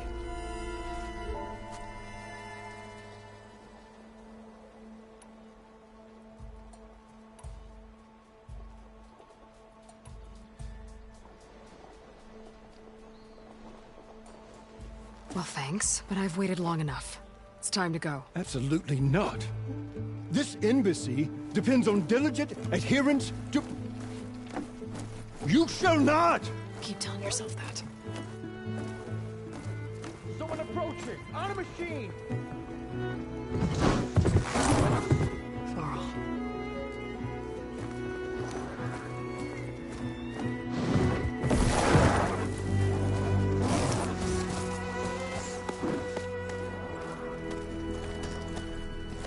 Open the gates, please. Do not let her through that gate! That is a direct order! Sorry, can't do it. Sir, it's the Savior! I don't care if it's the Dowager Queen herself! The gate stays sealed until that horn blows! I'm asking nicely. I don't know what to do. Hey, Varl. Hi, Aaron. What's happening? You know, the usual. Aloy wants something. People try to stand in her way. It's not gonna work. Oh, that's it! Arrest her! I'd like to see you try. Supporting fire? Yeah, I'm locked and loaded. Hey, Nozar! You stupid bastard. You think you got the authority to keep that door shut in the Savior of Meridian's face? What do you think Sun King Avad is gonna do when he hears what you did? Promote you, huh? Let it through, boys. Saving the world. Forget something back in Meridian? Look, Varl. It doesn't matter. Made it just in time.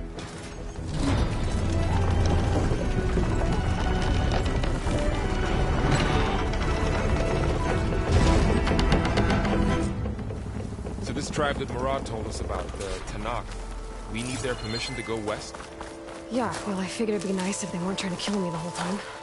But this embassy hasn't started yet.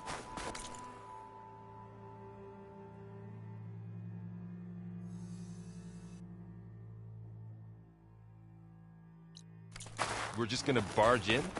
Just no more politics. No more delays. Oh well. Now at least you have some backup. I guess I do. We'll see how it goes.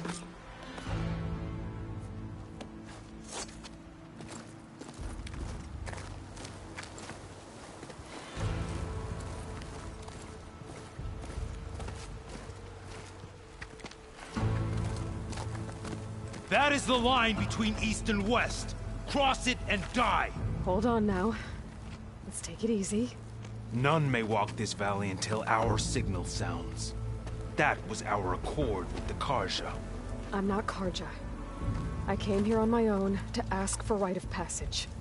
But they opened the gate for you, did they not? What is the meaning of this violation?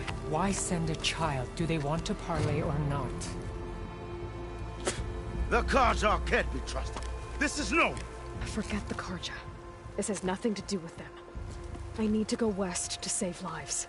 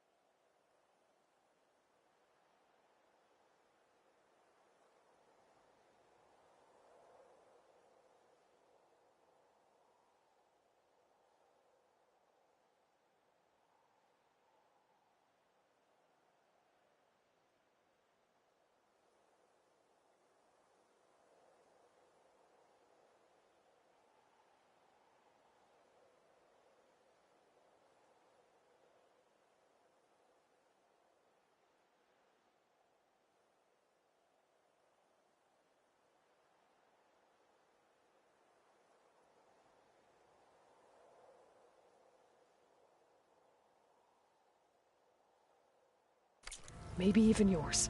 The only lives you can save are your own. By turning back. Now. Hold! She's telling the truth about one thing. She's not Carja. She's a Nora from the Savage East. And if she seeks to save lives, should we not listen? Let me speak to her. One last favor for a fellow marshal before he's taken away.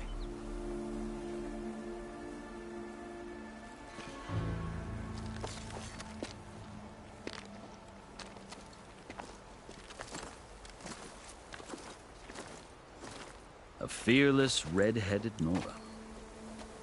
You must be the so-called savior of Meridian. Just Aloy. I am Unyielding Fashav. Once of the Carja High Command, last of the Army of the Setting Sun. You'll have to forgive my comrades. Tensions are high. This embassy is a delicate affair. They're about to return me to the Sundom, a gesture that might help soothe painful grievances. And now you arrive, unheralded. I'm not here to cause trouble. I just need to go west. So you say. I might be able to help, but I need to know why. Along with some assurance that I won't regret it.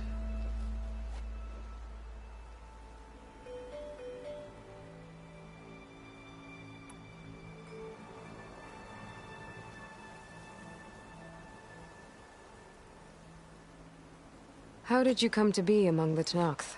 It's quite a story, but not a quick one. Though I suppose neither of us is going anywhere before the embassy begins. Are you sure you want to hear it? I guess we have time. Very well. I marched with Sun King Jiran's raiders when they came west, hoping to moderate their worst impulses. I failed, of course. They committed unspeakable atrocities, stirring the Tenakth into action. When the clans overran our forward encampment at Cinnabar Sands, I stayed behind to help the last stragglers evacuate. I was taken prisoner. I didn't make it easy for my captors, mind you. And they paid me back in kind on the journey to their capital. I lost so much blood on the way that I was white as a corpse when they threw me before Chief Hekarro. I thought I was dead for sure, so I resorted to desperate measures. So when you met the Tenakth chief, you did something desperate? I'd kept my ears open as the Tenakth dragged me along, and I heard mutterings about a kind of trial by combat that they revere. So, when they flung me at Hekarro's feet, I demanded this rite, called the Kulrut, thinking that by winning I could request a boon, my life or even my freedom. The other Tenakth howled, but Hekarro stared them down, and then his gaze fell upon me. Evidently, he appreciated my ingenuity. He allowed me to participate in the Kulrut. Little did I know what I was in for.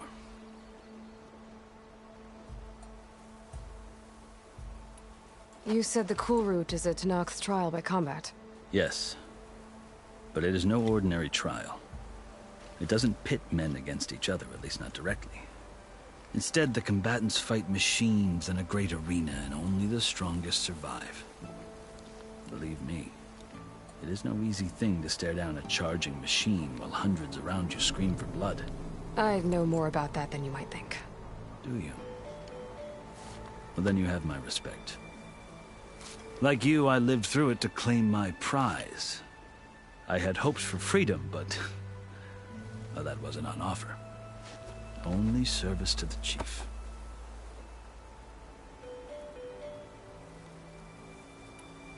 You wound up serving the Tenakth chief. The winners of the Kulrut must serve the chief as his marshals. You mentioned that word before. What does it mean?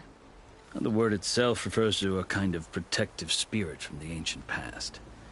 In practice, marshals are Hekarro's roving lawgivers, part magistrate, part judge, part executioner. I won my place among their ranks and served as honor demanded, but many Tenakth still spat on the ground when I walked by. But they did, until I started forcing them to the ground to grind their faces in it. I guess that's one way to deal with it. As you may have noticed, violence is the native tongue of the Tenakth. To survive, one must master it. The truth is, though, the Carja speak it too. More than they should. I can't blame the Tenakth for hating them.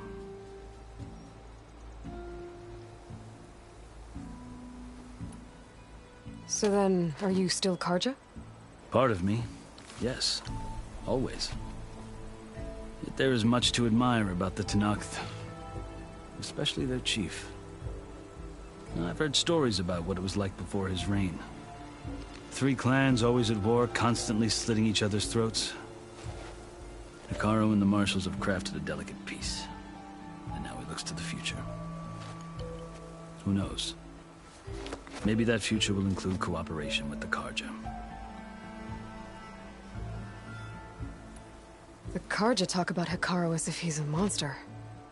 The Carja feel compelled to demonize him if only because he swept them from the field. It is true that he is fearsome. When I was first taken before him, I thought he would flay me alive. But he is no bloodthirsty tyrant like the Mad Sun King was. I think that if you were fortunate enough to meet him, as I was, you would find that he only wants the best for his people. I hope you do speak to him. I'm sure you'd interest him. So, that's my story. You're the first Easterner to hear it, but not the last. The Carja need to know what I have learned. Yeah. The way you talk about the Tenakth is a lot different than how they do.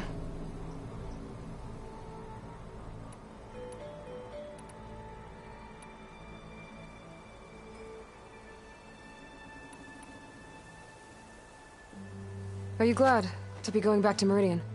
Oh, I'll admit that I wouldn't mind sleeping in a feather bed or sipping wine from the southern vineyards. But I have another goal in mind. As someone who knows the Tenakth and the Carja, I'm in a unique position to advocate for both. If Sun King Avad is amenable, my hope is to establish a lasting peace.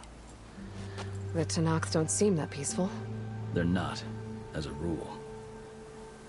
But these are difficult times. Chief Hekarro knows that survival often requires change, even if that change means putting aside centuries of war. I've never seen markings like those on a Carja before. The Carja see ink as decoration. For the Tenakth, it is much more. A litany of deeds. A record of vanquished enemies. Looks like you've vanquished quite a few. I've fought my share of battles. But I feel that my life, like my markings, is only half complete. This side shows my martial deeds. Before I die, I'd like to see the other half marked with the laurels of peace. You asked why I need rite of passage. I'll tell you, but you won't like my answer. 6 months ago, the world almost ended in Meridian. That threat still exists. It's getting worse every day, much worse. Calling down storms, poisoning the water, enraging the machines. The source of it all has gone west, and I'm the only one who can stop it. I've seen the signs. And I've heard tales of incredible occurrences in Meridian, an army of demons vanquished by a red-haired champion. So I'm inclined to believe you. The burden of your task is written across your face clearer than any mark of mine. I'll grant you this, to serve as proof of your right to travel into Tenakth lands. A task so important, and it's just the two of you. Take it from one who aspires to be a diplomat. Allies are essential. Chief Hekarro knows the West better than anyone. He may be able to help you. He can be intimidating to others, but don't let that deceive you. He is a man of his word. Maybe. If I need him. Your choice. You can find him at his palace, past the mountains to the southwest.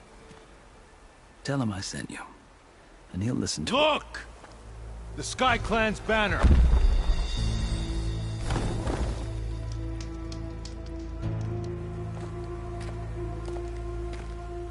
Marshals. It wasn't easy, but I brought the Sky Clan with me. And the commander? No. I could only convince a few. He isn't yet aware we left. We have banners from all 3 clans. If there are fewer from the Sky Clan, it can't be helped. He's right. Sound the horn. What's going on? Not all Tenakth can stomach the idea of parley with the Carja, but enough have come for us to begin. Then I'll be on my way. No! The other marshals will not permit it. You wanted safe passage, you have it. After the embassy.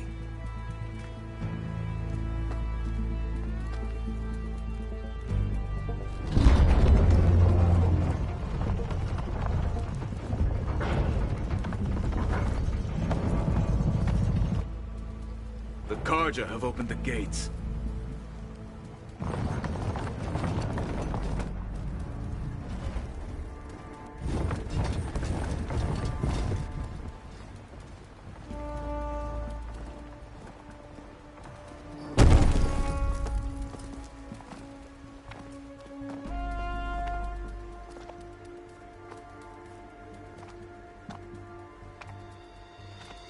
As the sun rises over a land at war, so too can it set over a land at peace.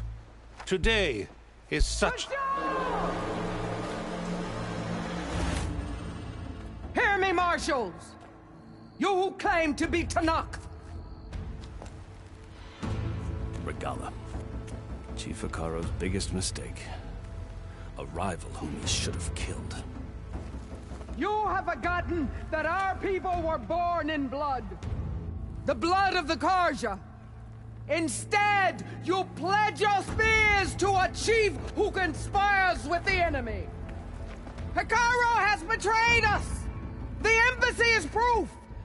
And all of you marshals are his accomplices! For this, I condemn you to death! You'll need more than toothless threats to intimidate us. Exile.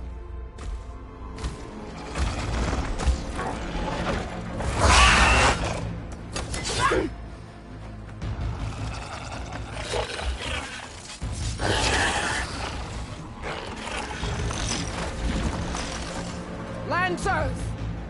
Form up!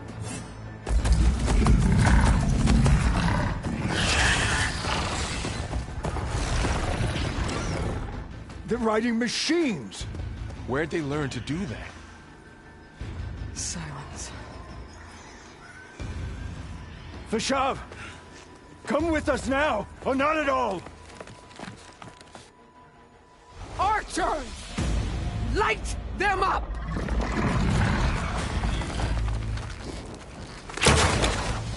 Get to cover!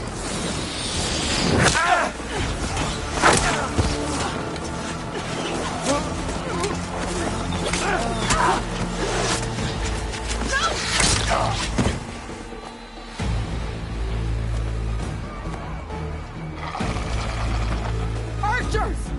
Keep them back!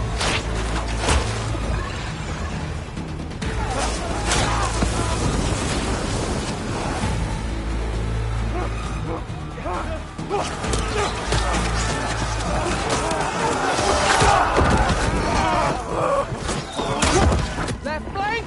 To the Carja! Run them down!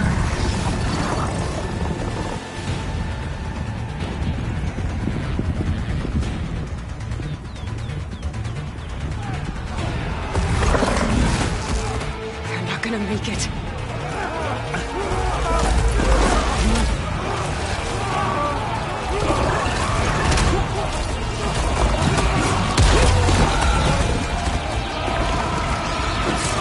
Open the gates! Open the gates! Open the gates!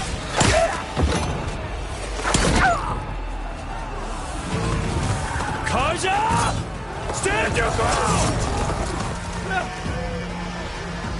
Fire at will!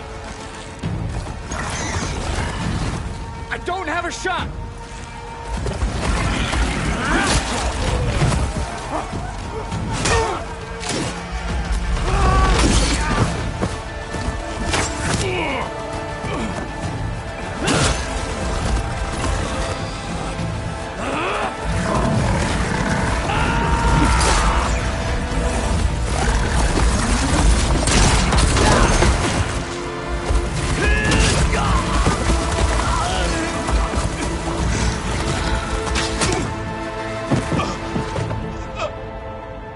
What happened?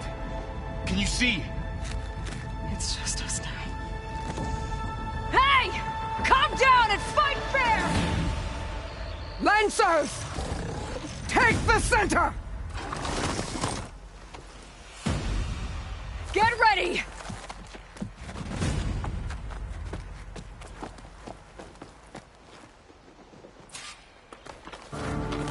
Stick to cover! Archers on the ridge!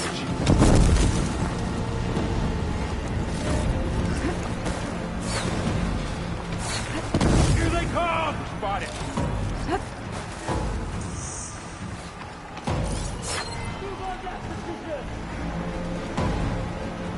I'll get you!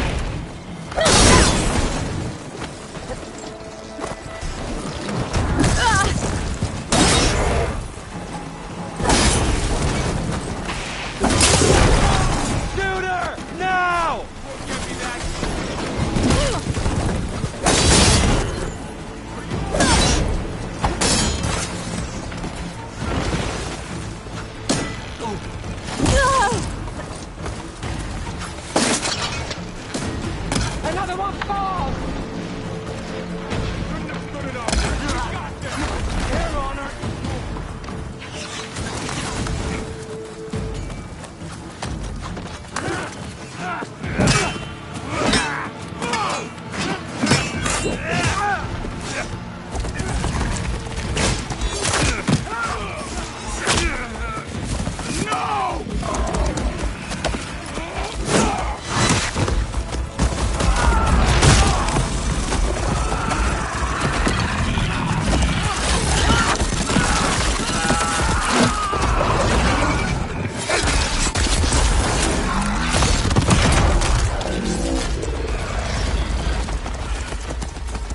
Just you and me now, Varl. We've survived worse.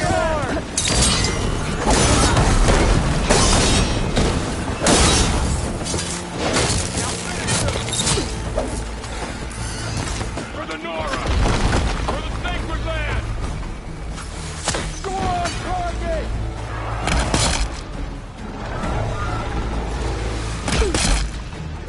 They're finished!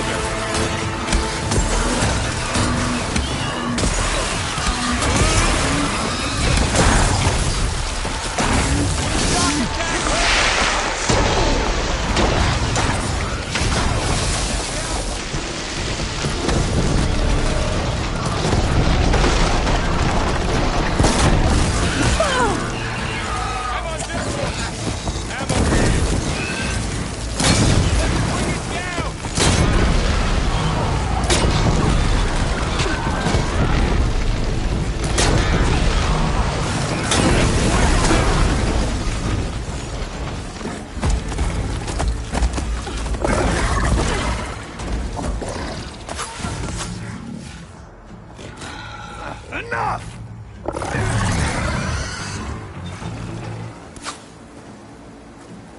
You, Outlanders! I'll skin you both! Chief, grant me the honor of this challenge.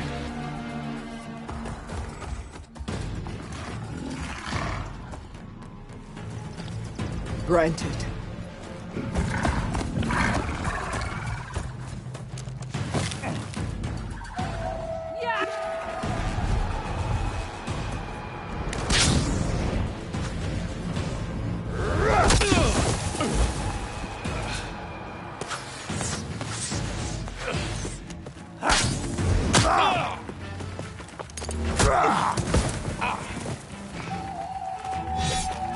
You're next, girl. I've never seen a shield like that. Better scan it. I can break through a shield if I damage it enough.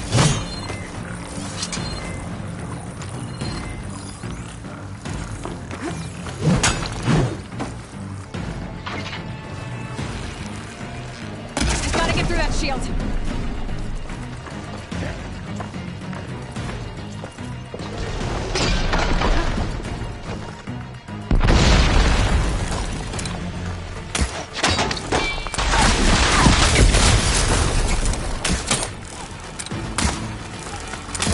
Now's my chance!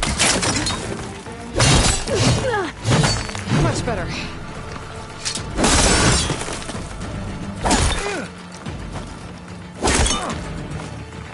Give it up!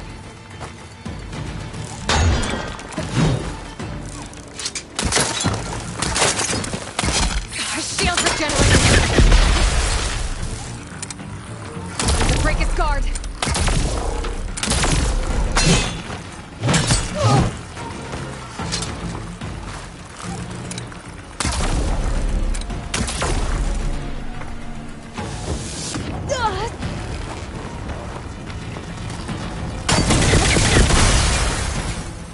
You're not stopping me!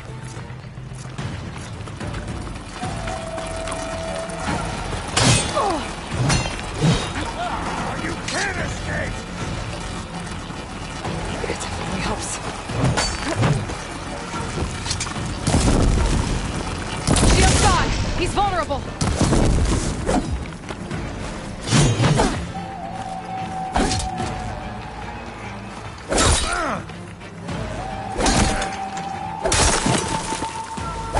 I've got to break that shield!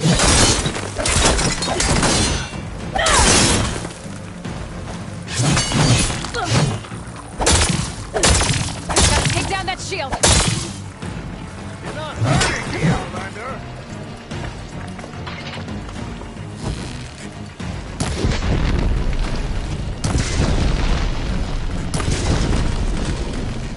Gotta break through his block.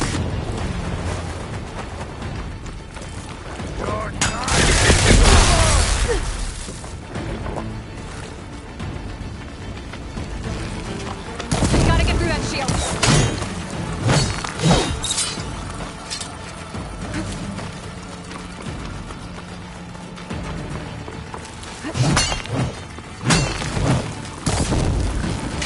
Break his guard. Use it all up. Tires first!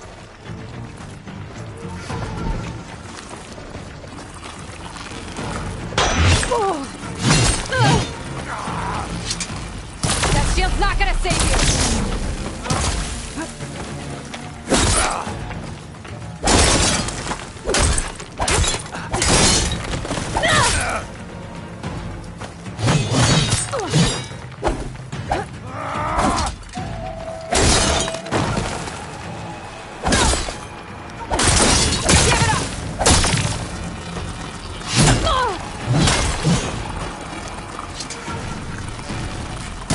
Now's my chance!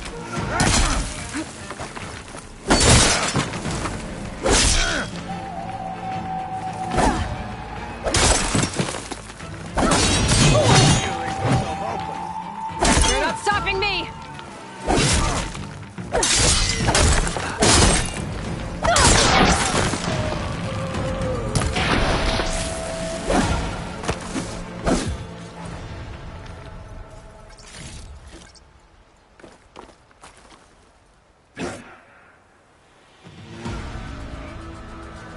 turn! Come down here and face me! No!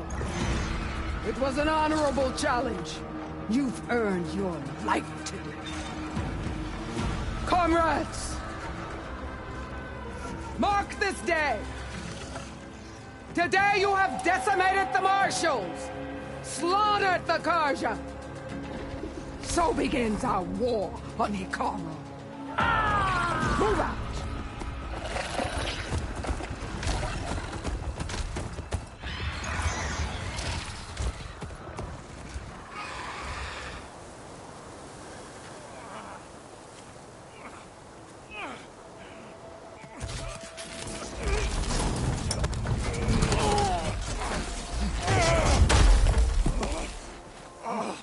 Get him to the camp.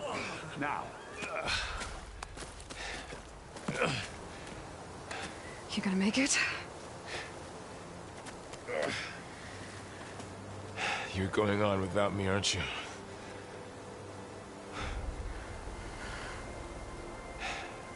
Guess I'm stuck with Erend.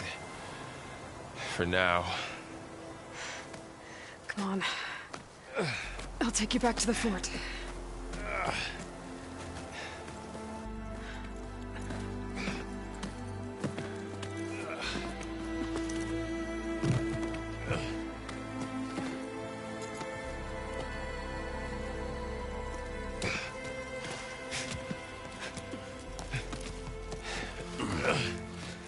I got you.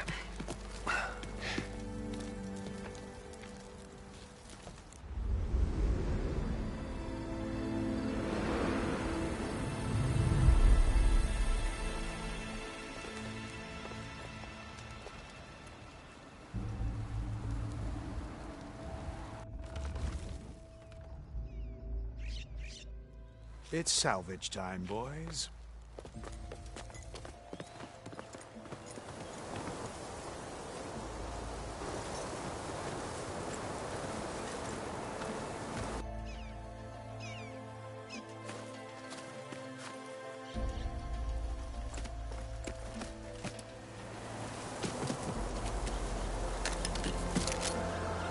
Don't think it can take a hit. I should be able to use it to glide.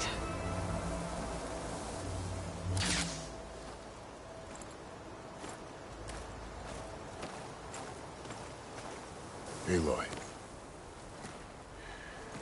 We're still trying to sort out this mess. Seems like the Tenakth have a civil war in their hands. It sounds about right. The Marshals weren't expecting Regalla to attack. And the entire Carja delegation was slain. Nozar, Wadis, Prishav. A massacre. What will you do now? I have to head west. Hopefully this rite of passage is still good. For what I'm after, I'll cross all of Tenakth territory if I have to. Then you have a long road ahead of you. This is only the threshold of the Forbidden West. The Tenakth's true domain lies over the mountains that border Plainsong, home of the Utaru tribe. This isn't Tenakth territory? All that out there? That's no man's land. It was supposed to be neutral ground, though obviously this Regalla ignored that. Her rebels approached from the north, with all those machines they were riding. They must have made camp up that way. The rebels were riding bristlebacks. And there were bristlebacks in the Daunt. Are you saying the rebels let them into the Daunt? How would that even be possible? I don't know. But it's worth looking into. While you're at it, there were a number of Carja and Oseram who went out there before the gates were shut for the embassy. Maybe you could check in on them. See if they're all right. I can keep an eye out. Is there a tall neck somewhere nearby? A tall neck? There's that one, over there, near the Utaru border. But why? It's hard to explain. It'll help me get the lay of the land. If you say so. Is there anything else I can tell you before you go?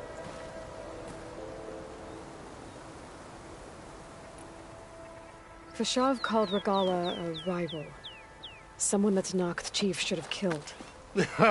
Yeah, I reckon he should have. She's obviously a huge threat.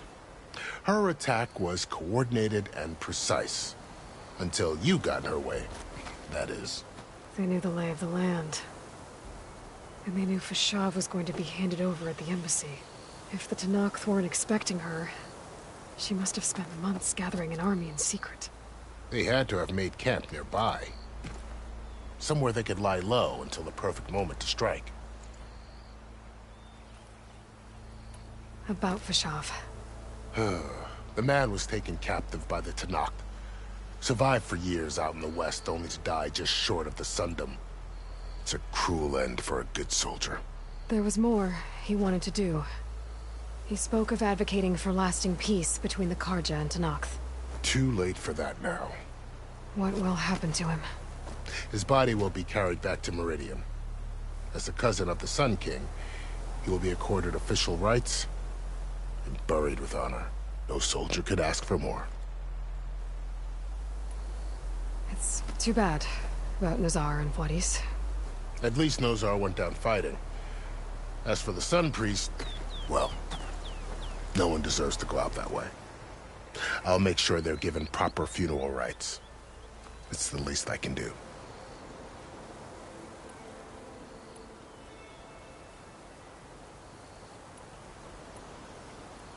You said the Tenakth lands are far to the west. What can I expect to find between here and there? Well, as I mentioned, you've got a stretch of wilderness known as No Man's Land, and then New Taru farmlands. Past that are the Tenakth. Their territory is split into 3 clans: Desert, Lowland, and Sky. Right. I saw their banners at the embassy. The Desert clan is closest. Ooh, vicious lot. Where everyone else sees an inhospitable wasteland, they see a challenge to dominate. Somewhere beyond the desert is the tribe's capital and the territories of the other 2 clans. You don't sound certain. I've only heard the stories. During the Red Raids, the Carja army tried to push into Tenakth territory, but the United Clans rose up against them, forced them all the way back to the Daunt. So no one except the Tenakth really know what's beyond the desert. Maybe the scholars do, back in Meridian. All those scrolls have to be filled with something, right? You mentioned the Utaru tribe. Their lands are between here and the Tenakth further west? That's right. Plainsong is their home. They're a peaceful bunch, at least compared to the Tenakth. More taken to farming than fighting. It's hard to imagine a bunch of farmers surviving in the Forbidden West. Make no mistake, they have a fierceness all their own. When the Carja were pushed back during the Red Raids, their warriors chased ours through the burning fields of Plainsong. The Sun King has made several overtures of peace to them as well, but so far, they've declined. If they're so peaceful, why decline? Don't know. I heard they have their own troubles to deal with. Something about a food shortage. You'd think that'd make them open to trade, but no. They just want to be left alone.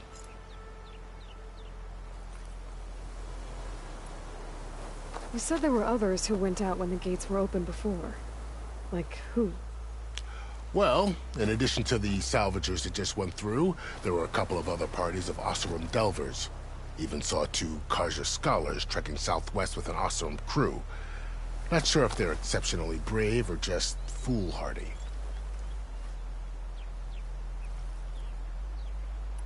This area is no man's land. That it is.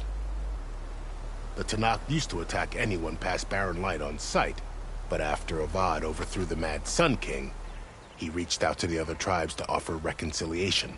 The Tenakth agreed to a neutral border zone as part of the peace talks. Carja and Oseram have been striking out into the area ever since. But now, it seems like Regalla and her rebel army have moved in. Well, I'd never call No Man's Land safe, even in the best of times. The ancient ruins of the Southwest are a testament to that. Remnants of some forgotten war.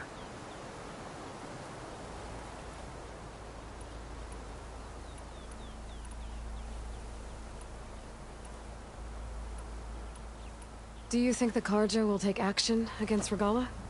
Seems like you'd have common ground with the Tenakth. An expedition of the Carja army into the west could be taken at the start of another invasion. Sun King Avad won't risk it. That said, we can't allow ourselves to be caught unaware by an attack like that again. I need to be on my way. Then I wish you luck. The gates will always be open to you should you wish to return.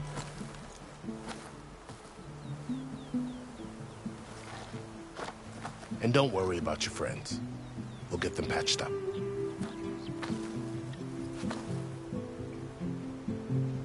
I appreciate it. Sun watch over you, Aloy. I hope you find what you're looking for.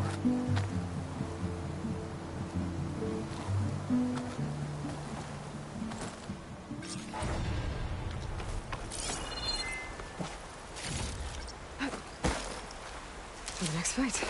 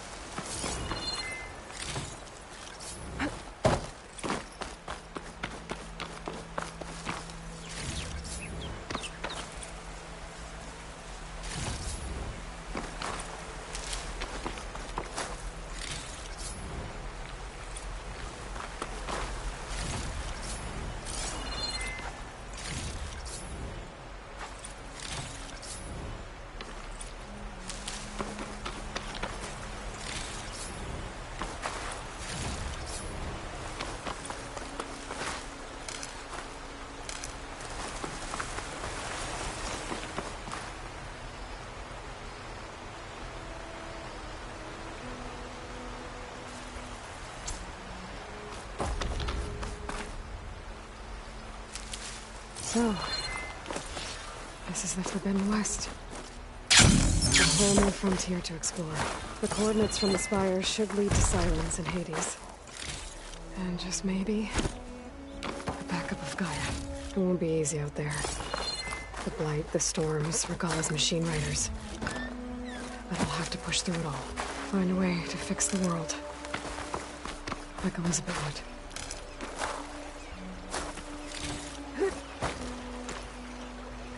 The woman who led the ambush, Regalla, had a lot of machines under her command. There's only one other person who has that kind of knowledge. Silence. But what's his angle? Why help to knock the rebels? I'll need these later, for sure.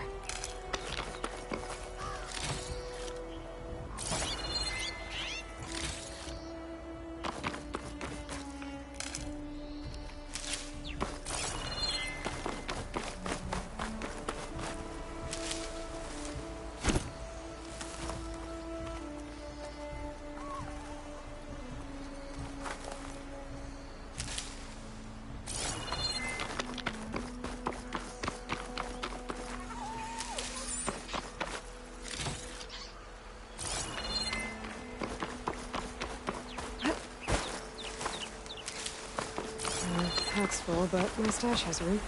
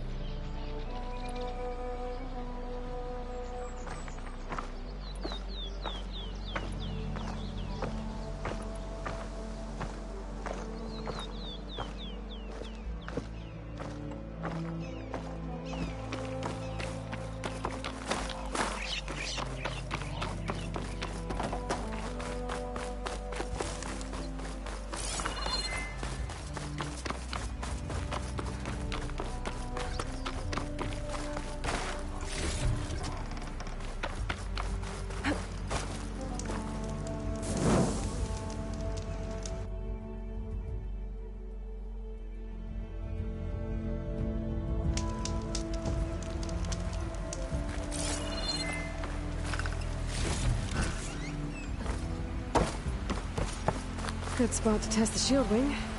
Why climb down when I can glide? Useful for making dyes.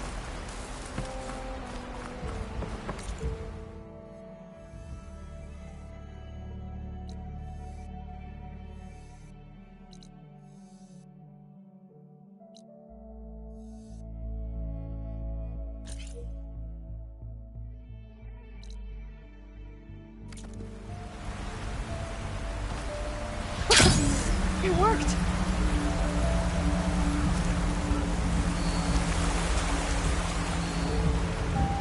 Wow, okay. Guess I can leap off just about any cliff now. This must be the salvagers I met in Barren Light. Looks like something's going on. Like rusted buckets of scrap. If it isn't the savior of Meridian, and of my very own operation. Larend, say hello.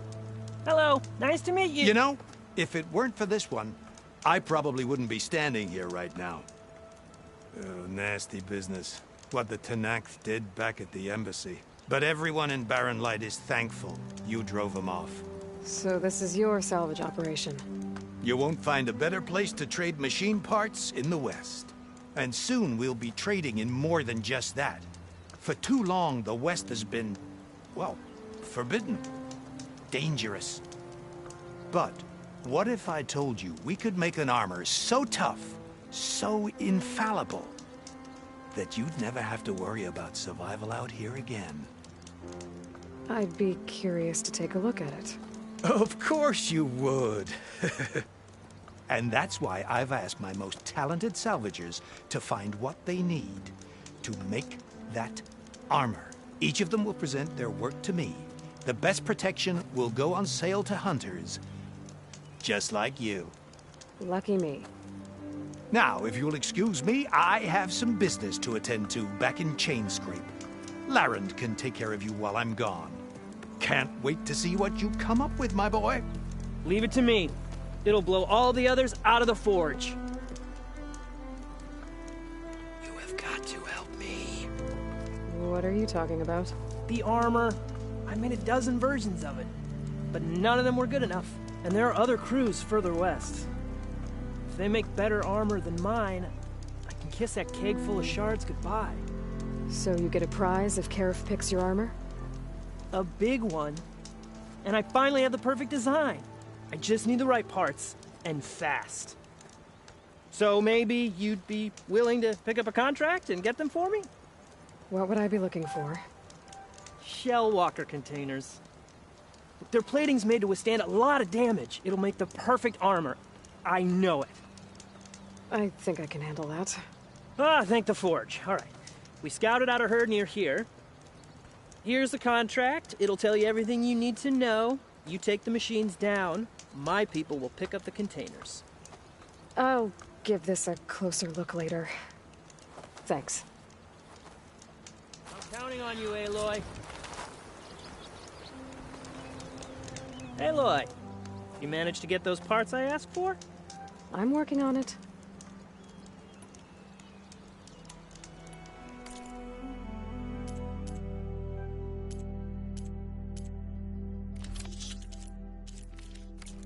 Let me know if you change your mind. Make this armor work. I know it.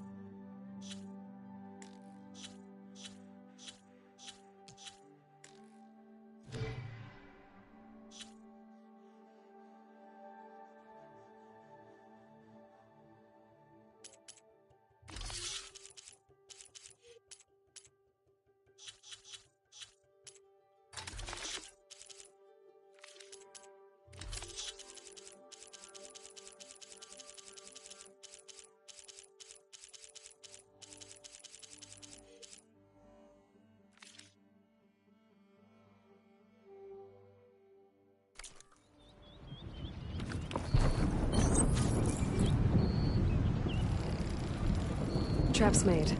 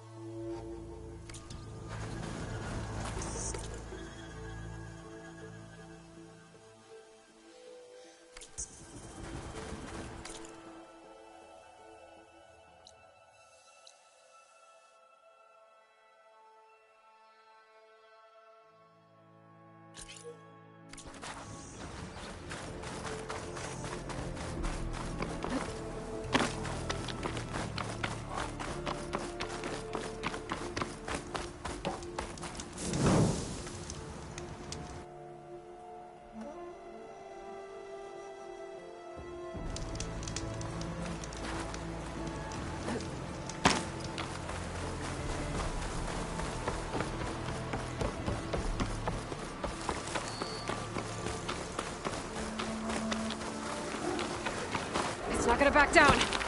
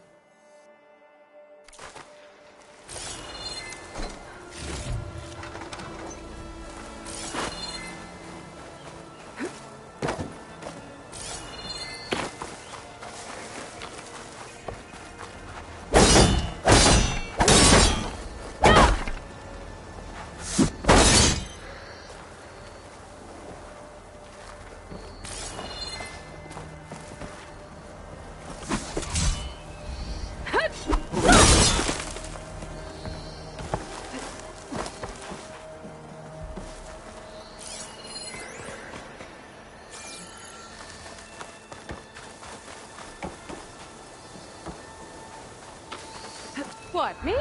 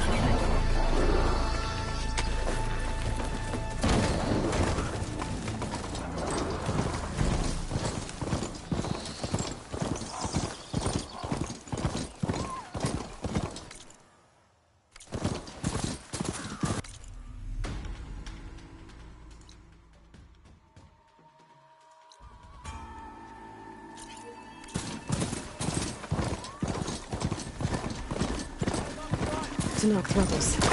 They're trying to corner... There's a lot of branching marks out here. Must have been a huge battle. Let's get back! Now! Have to slow down the Pharaoh swarm.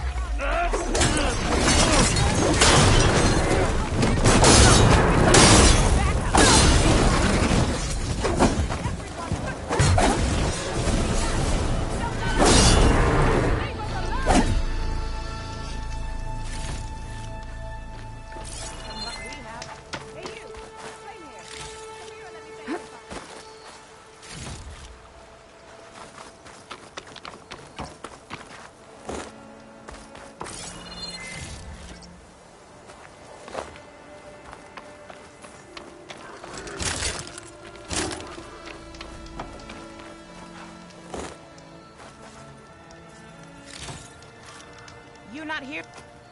If it isn't the hero of the day. Sure, I'm glad you came by when you did. Are you all Delvers? We've been working No Man's Land for a while. I was hoping to get back to Barrenlight by the time they opened the gates, you know? After that embassy of theirs. Seeing as how we almost got minced to pieces just now, I'm guessing things didn't go so well. You could say that. It's not like No Man's Land was safe to begin with. But I didn't think I'd have to worry about the Tenakth in neutral territory. And now, they're riding machines. If you were headed back to Barrenlight, why did you stop here? We ran across some ruins nearby. Thought we'd take a gander, find some good salvage. But the place is full of weird red crystals. Can't get through the stuff. So we ended up making camp here. First thing tomorrow, though, we head straight to Barrenlight. Should probably send a message to our crew down at Jagged Deep about all this, too. Jagged Deep? It's a dig site by this big lake down south. Old world scrap everywhere. Can't miss it. And that's my cue. Here. Thanks for helping us out. Maybe I'll get into more trouble and see you around. Well, let's hope not.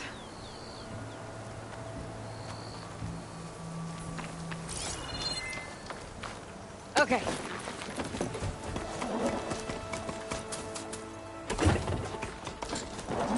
An old world ruin. Wonder what's inside.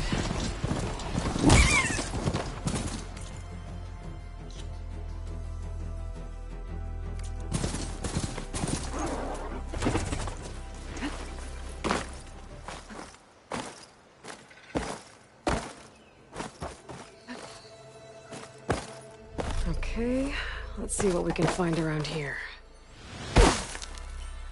All right, I'm in.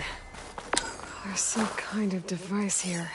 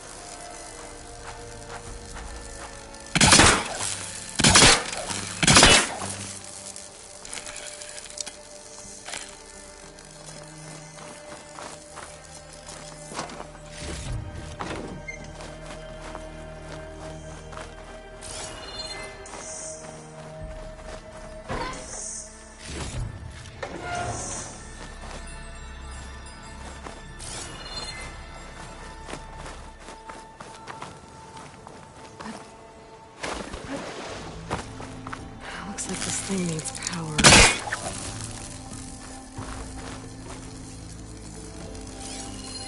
This could be useful.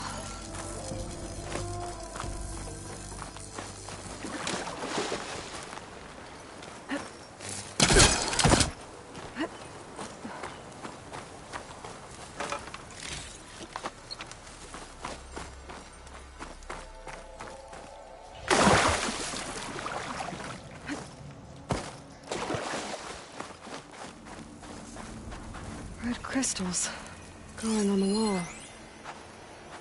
I don't think there's anything we can do about them. Can't hook onto that.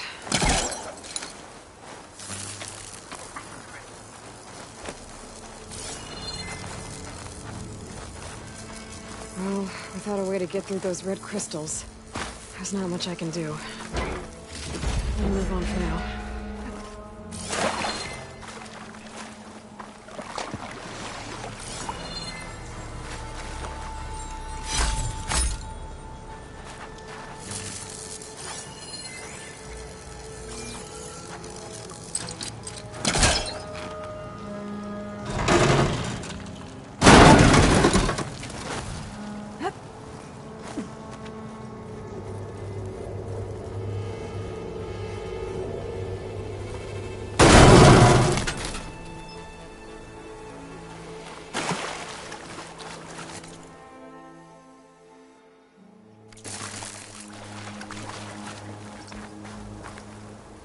This crate might be useful.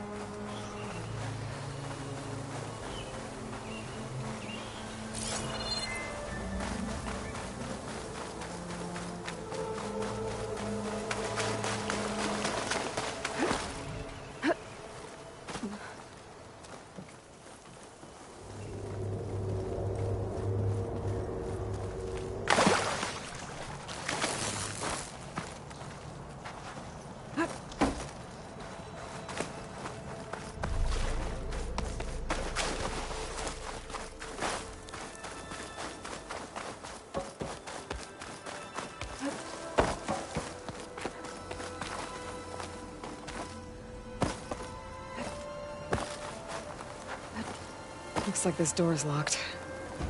Maybe there's another way in.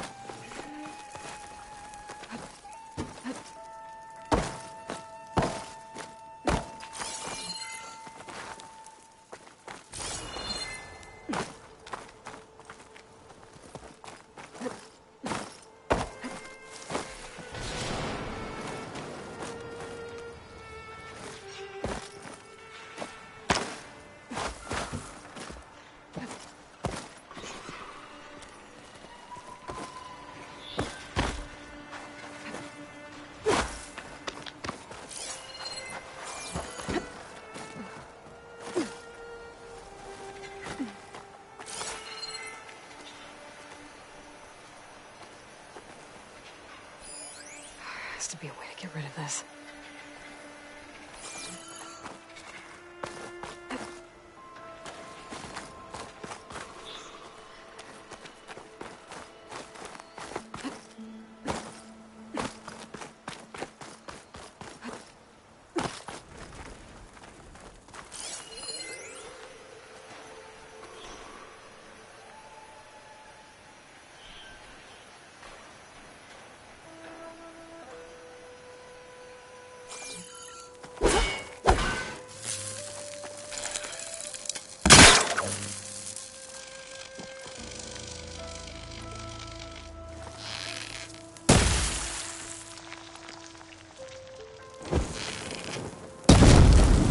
This isn't doing anything.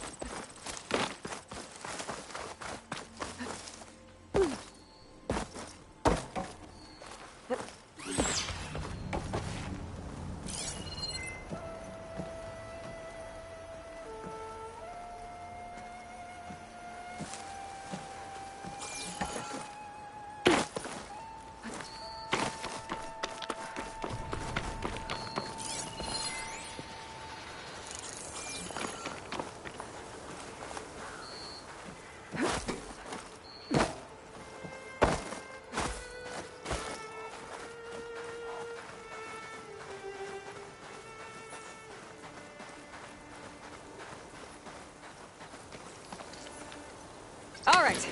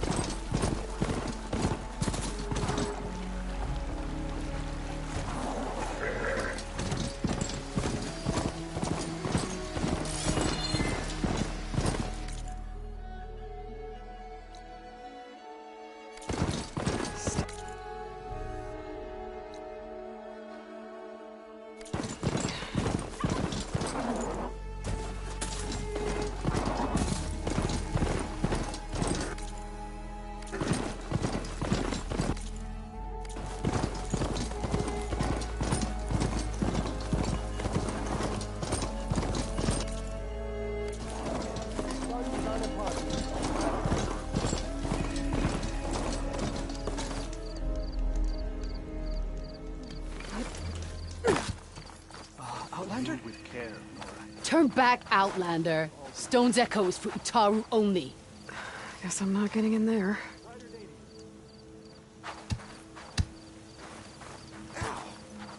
Outlander, forgive my brighter day, stranger. Turn back, Outlander. Stone's Echo is for Utaru only. Guess I'm not getting in there. Sunshine upon you, keep it better. Wind carry you.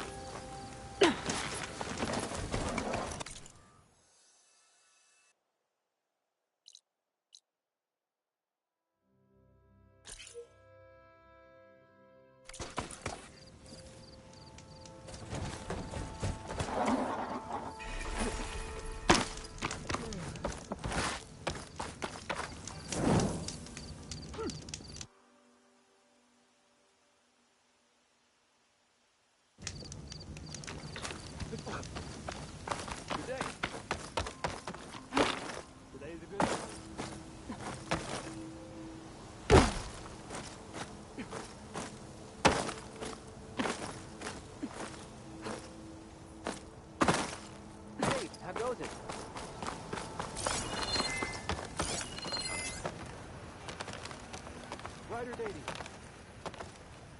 Hope you're doing well. Plenty of dangers out there, stranger. Turn back, Find us in Outlander. dire times. Stone's Echo is for Utaru Not only. many will open their arms to Guess I'm not getting in there.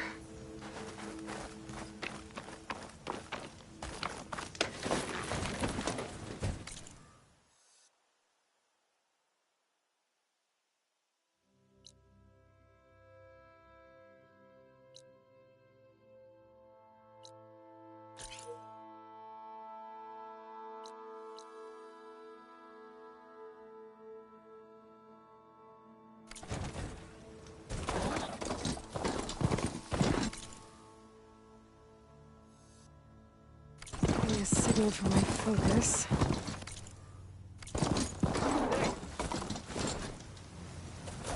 Part ways with this machine for now.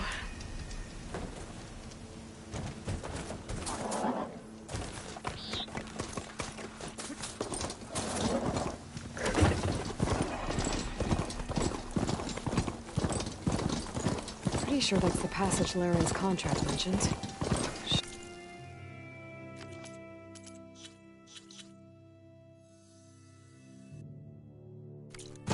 Use this passage regularly, and Laren wants their plating. I just need to wait them out at his camp. Might be a good idea to place some traps on the road first. Catch the convoy by surprise.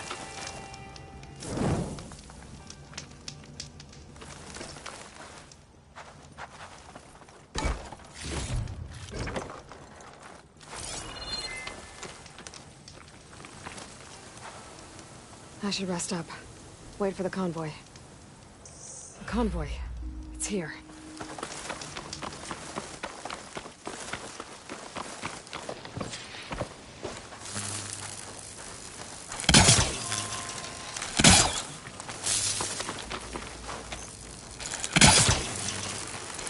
Square for now. Not more than enough already.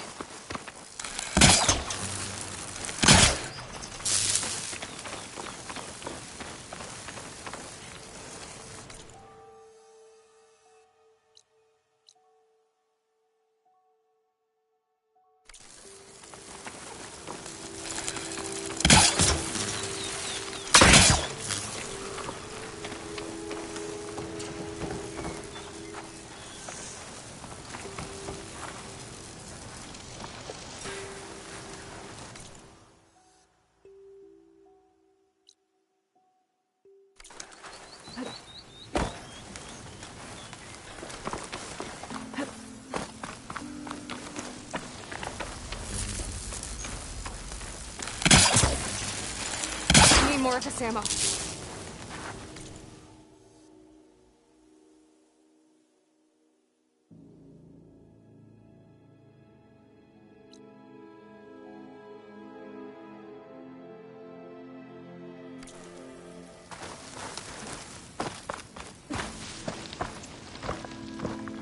I need to take down that shell walker for Laren to salvage.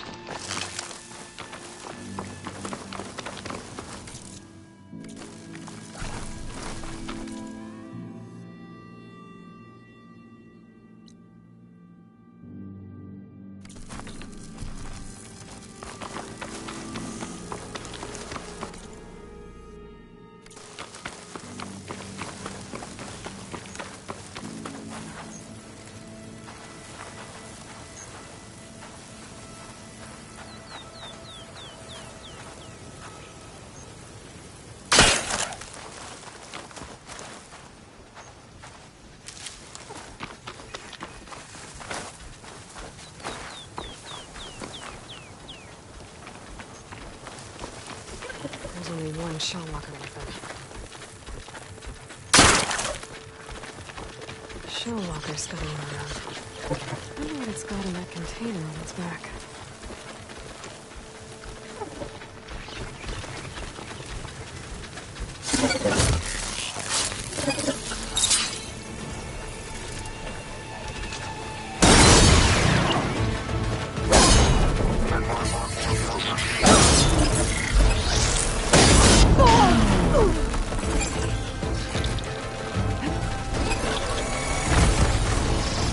Shell walker.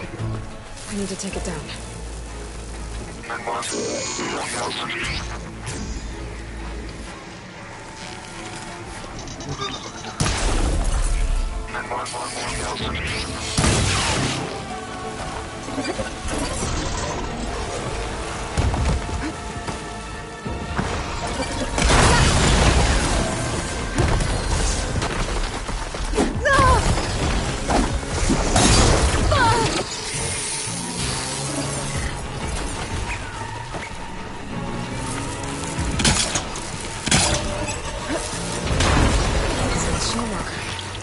I need to take it down.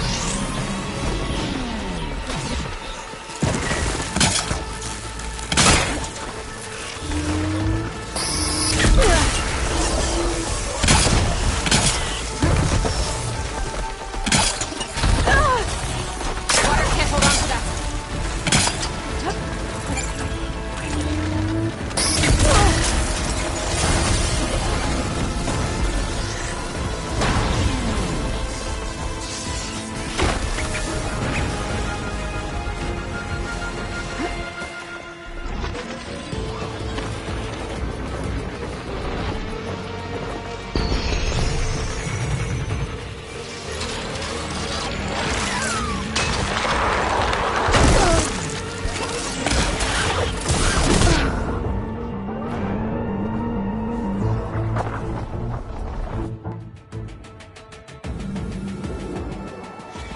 Walkers use this passage regularly, and Laren wants their plating.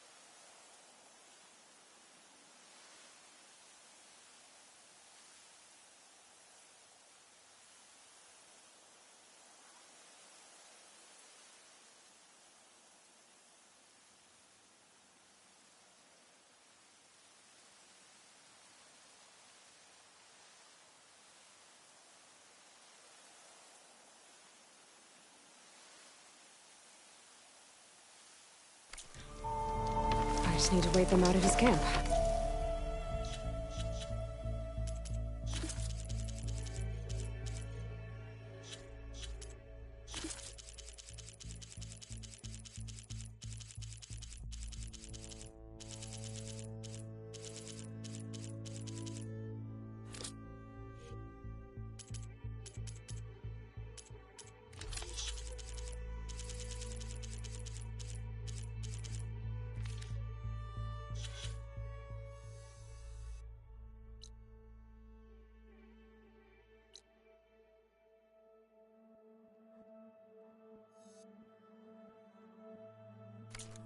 Might be a good idea to place some traps on the road first. Catch the convoy by surprise.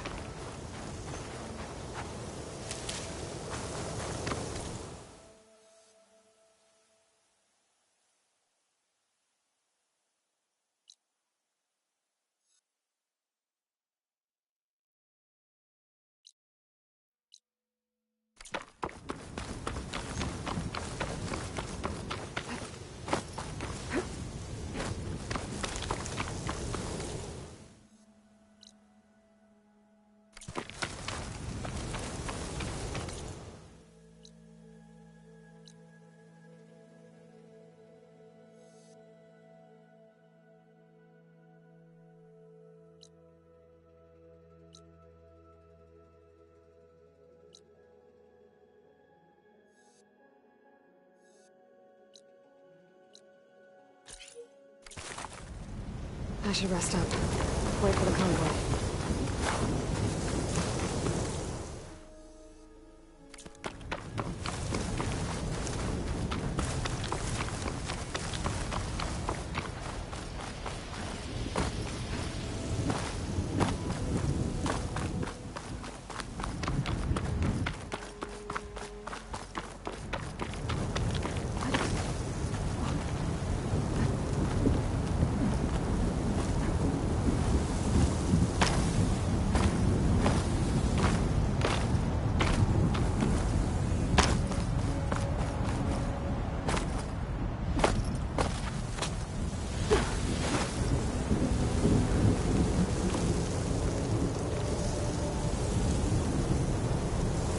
Convoy.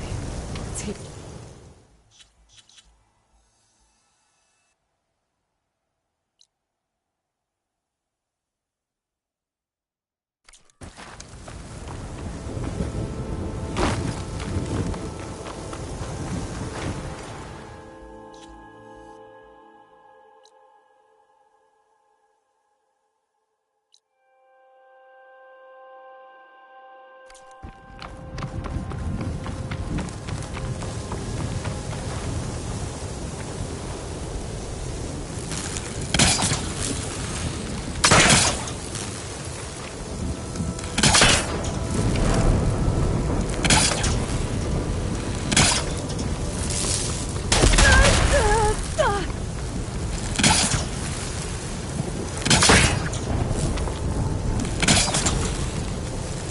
Ammo first.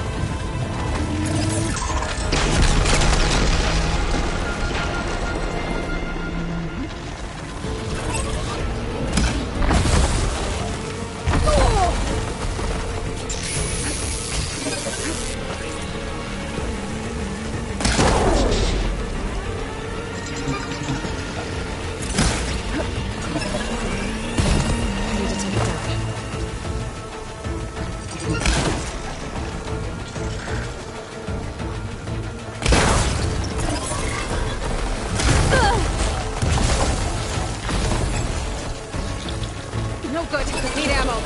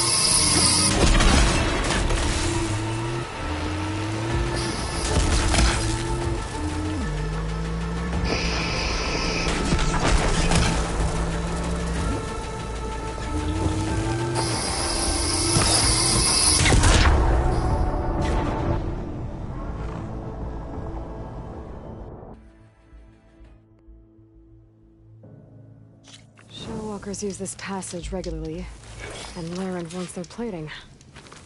I just need to wait them out at his camp. Might be a good idea to place some traps on the road first. Catch the convoy by surprise.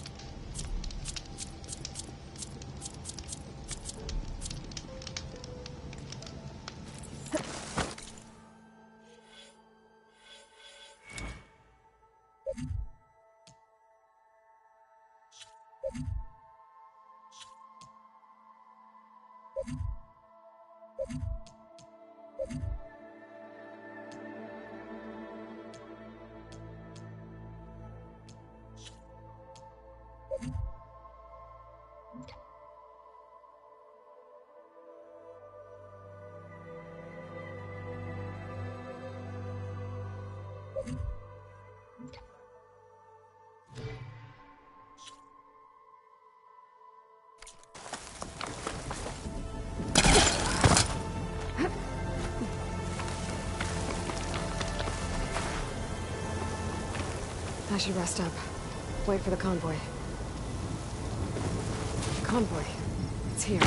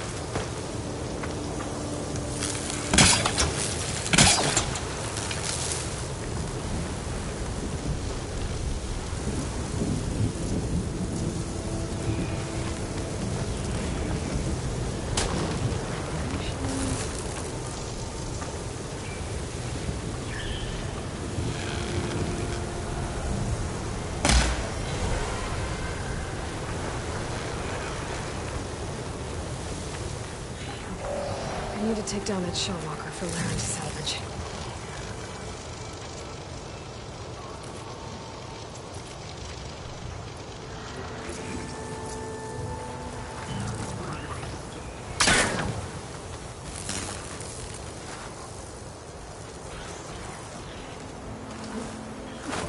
Laren's shell walker.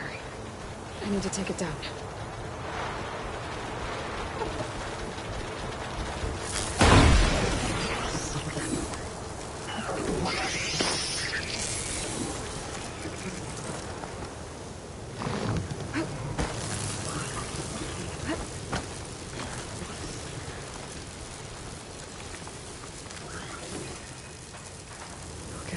Soon enough.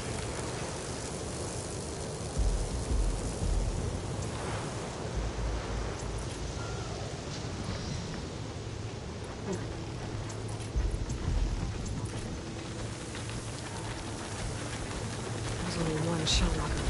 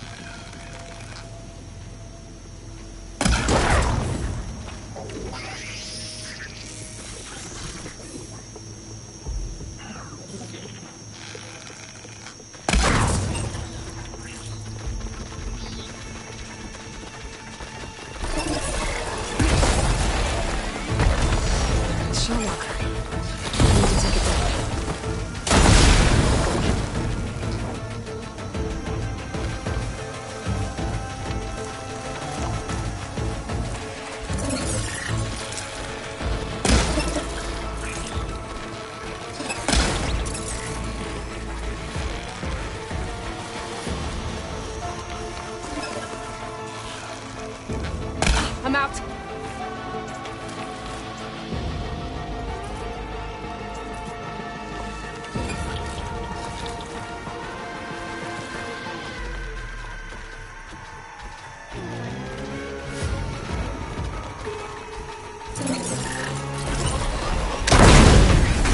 I should salvage what I can and leave the plating for Laren's crew. That's plenty of salvage for me.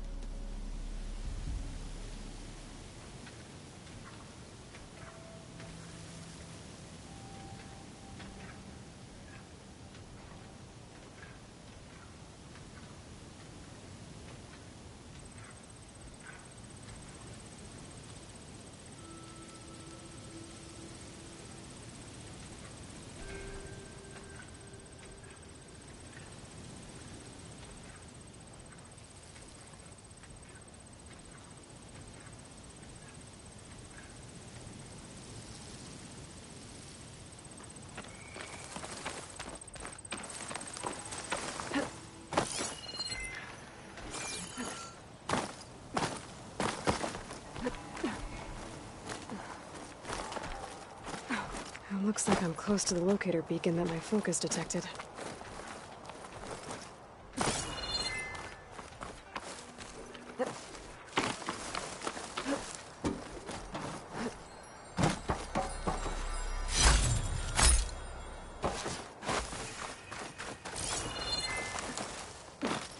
That door. I should be able to pry it open.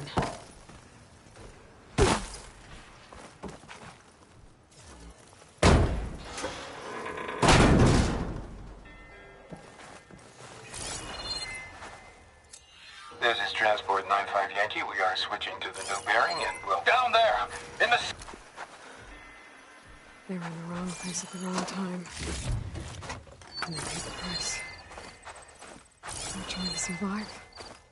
As Pharaoh's machines swept the planet of life. All those people lost. To one man's ego. There's another locator beacon on the same frequency.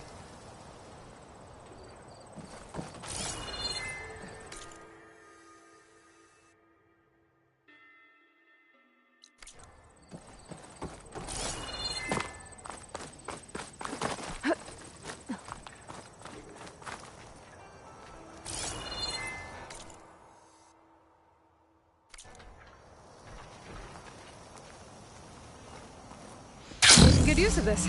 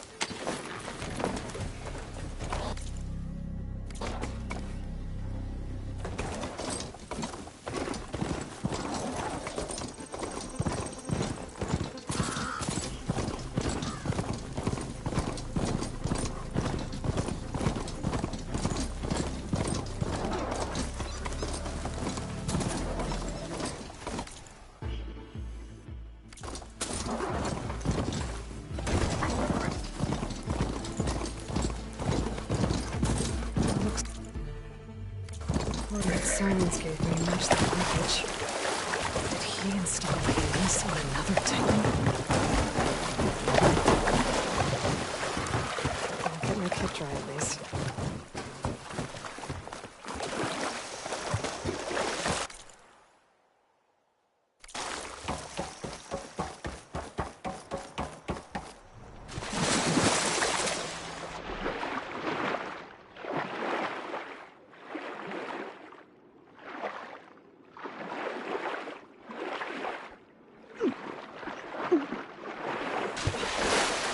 To explore down there.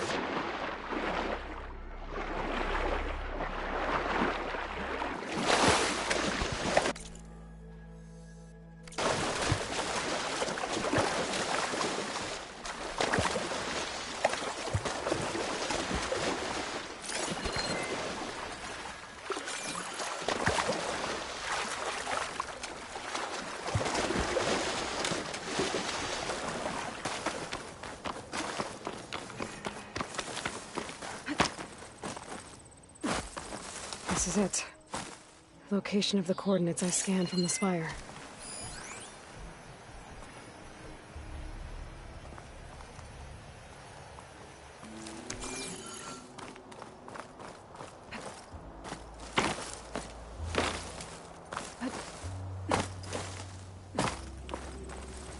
A workshop underneath a dead Horus Titan. Just the kind of place Silence would slink away to. But what was he doing here? That device is blinking. I guess Silence wants me to check it out.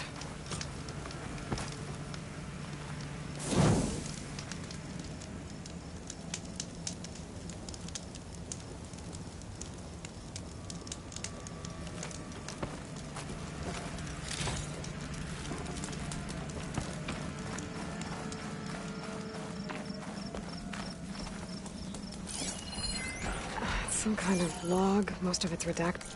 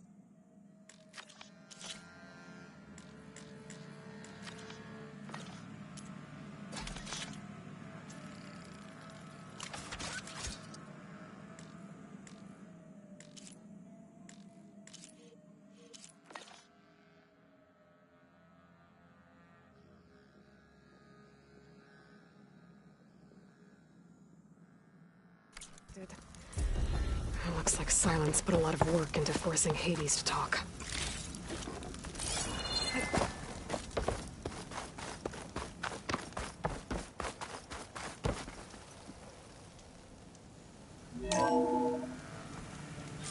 Aloy, consider this message a beacon to help guide you out of the fog of ignorance. Using explosives, I've detached the processing orb from the Titan overhead. A perfect cage for our mutual friend, Hades, in order to render it cooperative. Tell her what we discussed about the mysterious signal that gave you life.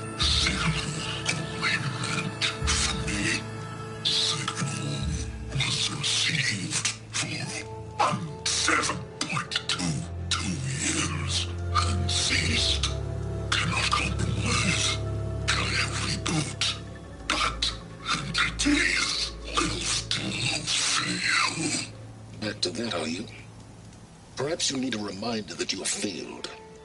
So you see, Aloy, Gaia can be safely rebooted As for where to find a backup, well, you'll need to trot along after me to find out. He thinks he's got it all figured out. Bastard. But I guess there's only one way to find out where he moved the orb. Might be worth looking around more first.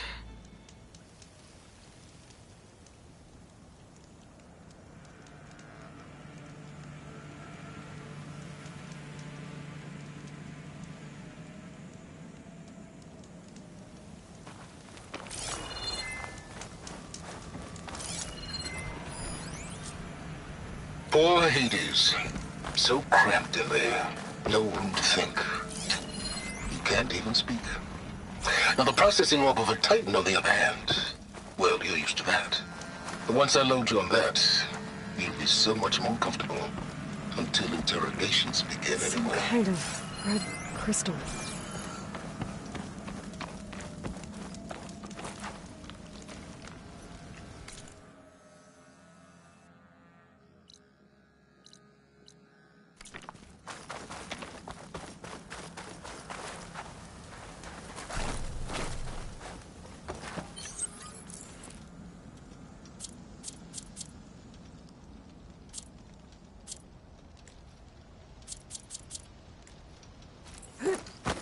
Better see where this trail leads.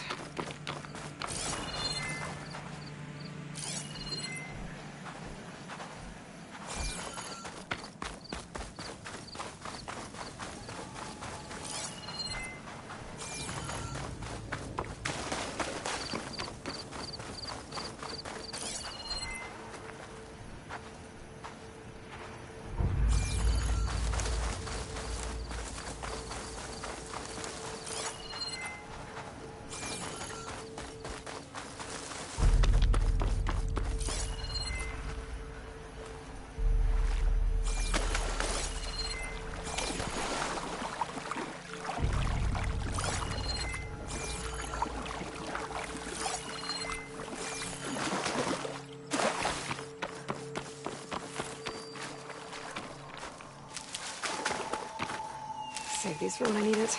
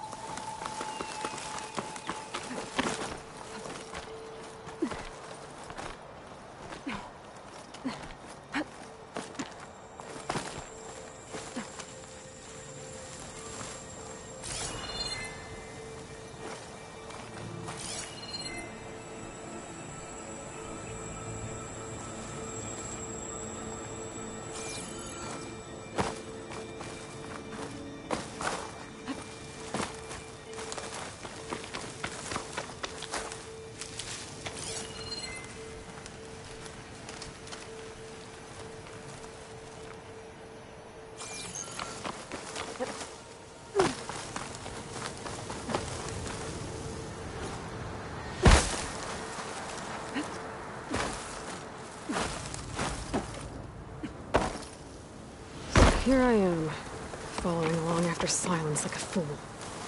After he tricked me by rigging his lands to steal Hades. Crazy AI that wants to kill everything. He couldn't just let me do the same thing and destroy it? And now I'm gonna have to put up with more of his self-righteous bull.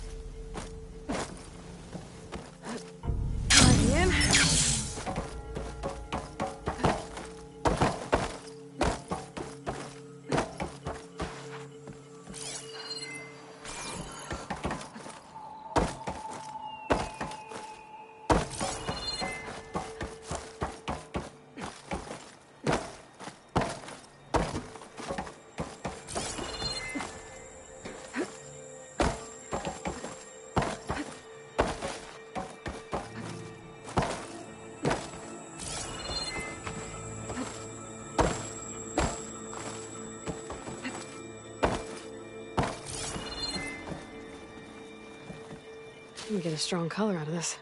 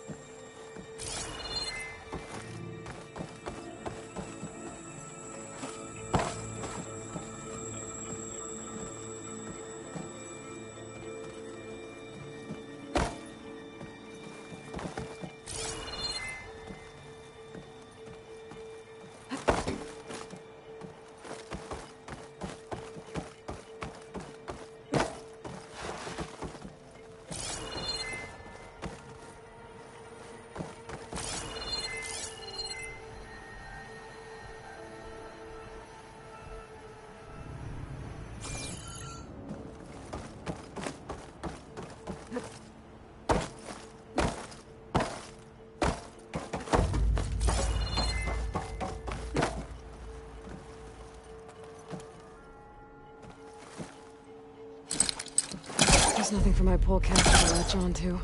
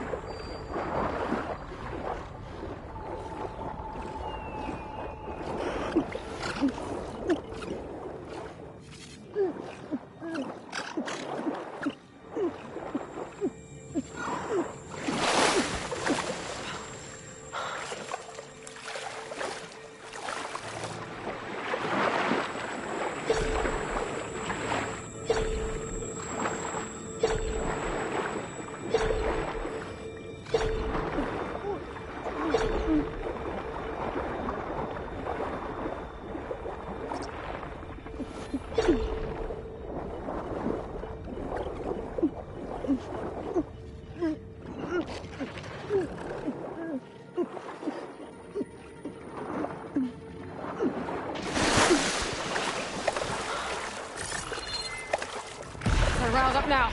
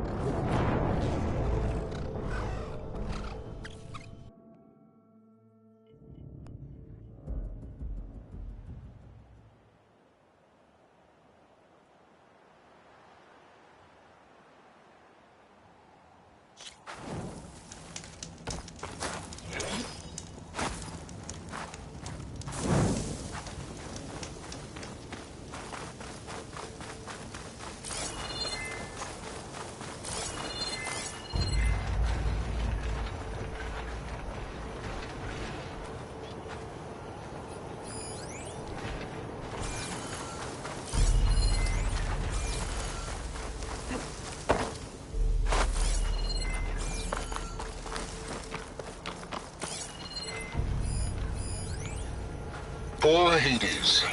So cramped in there. No room to think. He can't even speak. Now the processing orb of a Titan, on the other hand, well, you're used to that. But once I load you on that, you'll be so much more comfortable. Until interrogations begin, anyway.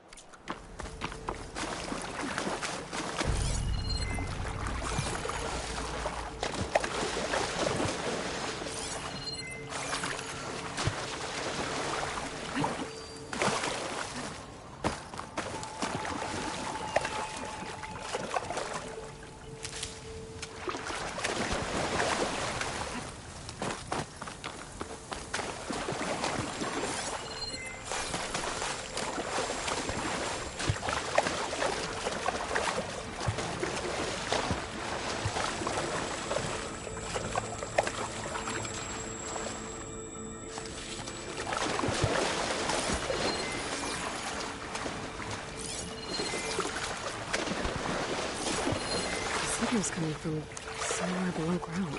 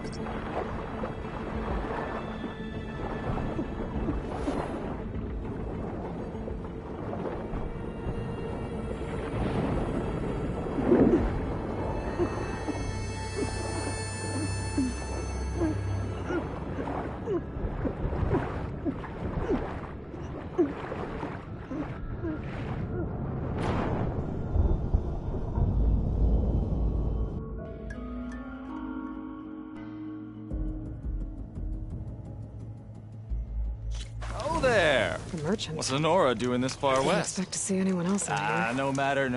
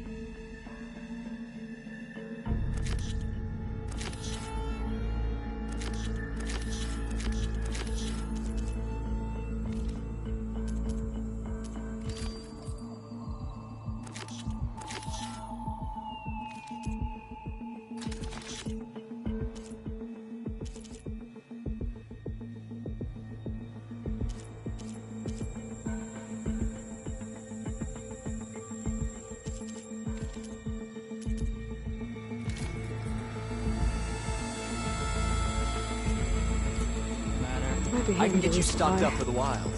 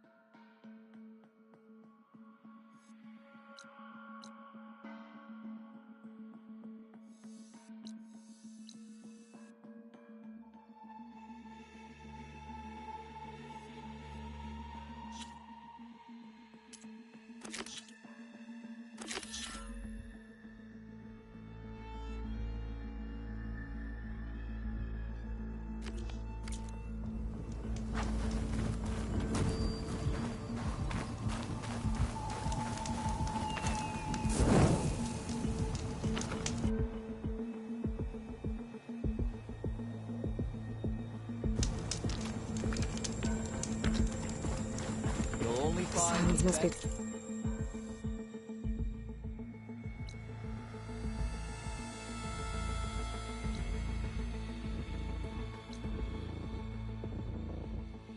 Pretty confident he's found a backup of Gaia, but... how? Every place I've checked, every lead, they've all been dead ends. All backups purged. So what did Hades tell him?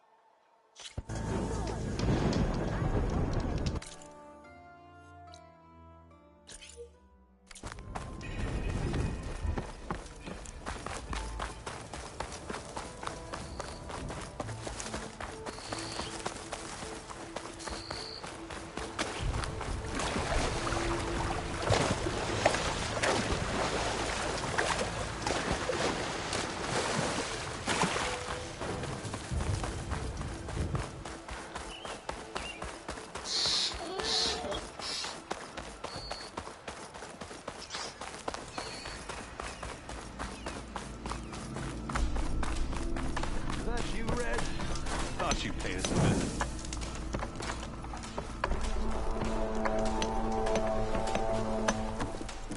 I'll take care of this. Clueless. So you decided to visit the hunting grounds. Good on you. Isvad here has all kinds of trials, so hotshots like you can put their machine hunting skills to the test. Or as the Tenakth call it, earning your stripes. I thought hunting grounds were Karja. The Tenakth have them out west, too. Though if you ask the Karja, Westerners stole the idea from the Sundom. In fact, the Tenakth used this place for a while after they kicked the Karja out of the region. They even left behind some of the special coins they handed out, to those who earned stripes. Look, they're medals, Karja ones. war spoils. I heard you can trade them for gear somewhere in the Tenakth clan lands. Pretty gruesome, I know. Then again, so were the Carja during the Red Raids. Come to think of it, if you plan on going west, I could convince Isvad to give you some, if you aren't Stripes here. Seems like they might be of use to you out there. Thanks. Oh, and if you happen to play Strike, my friend over there has some nifty pieces to trade. You need anything for the trials, come see me. I have some wares I'm sure you'd find handy. Good luck.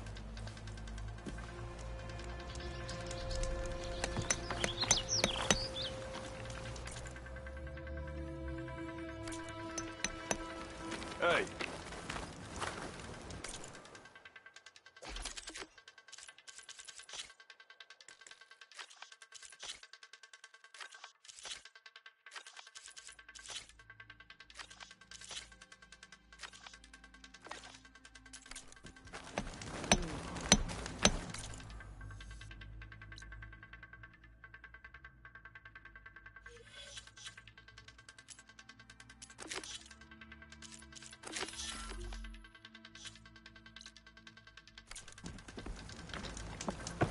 You wish to practice your hunting skills, Meg?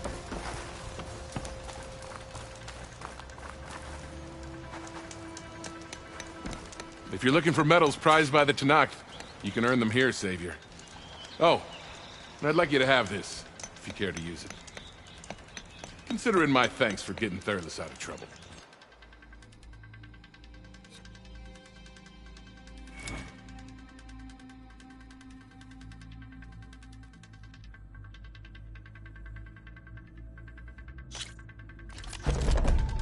Grounds are all yours.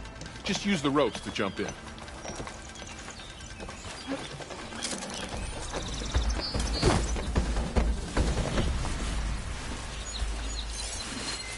It's weak to acid.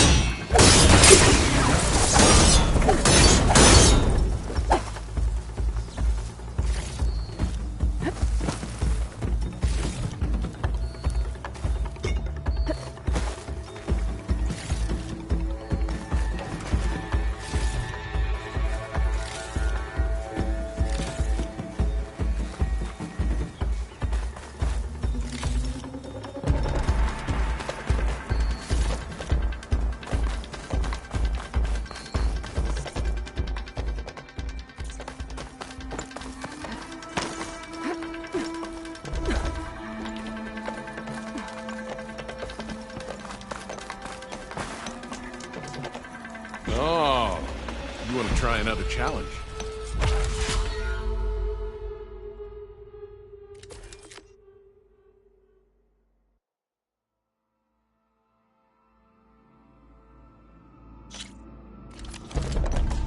Grounds are all yours.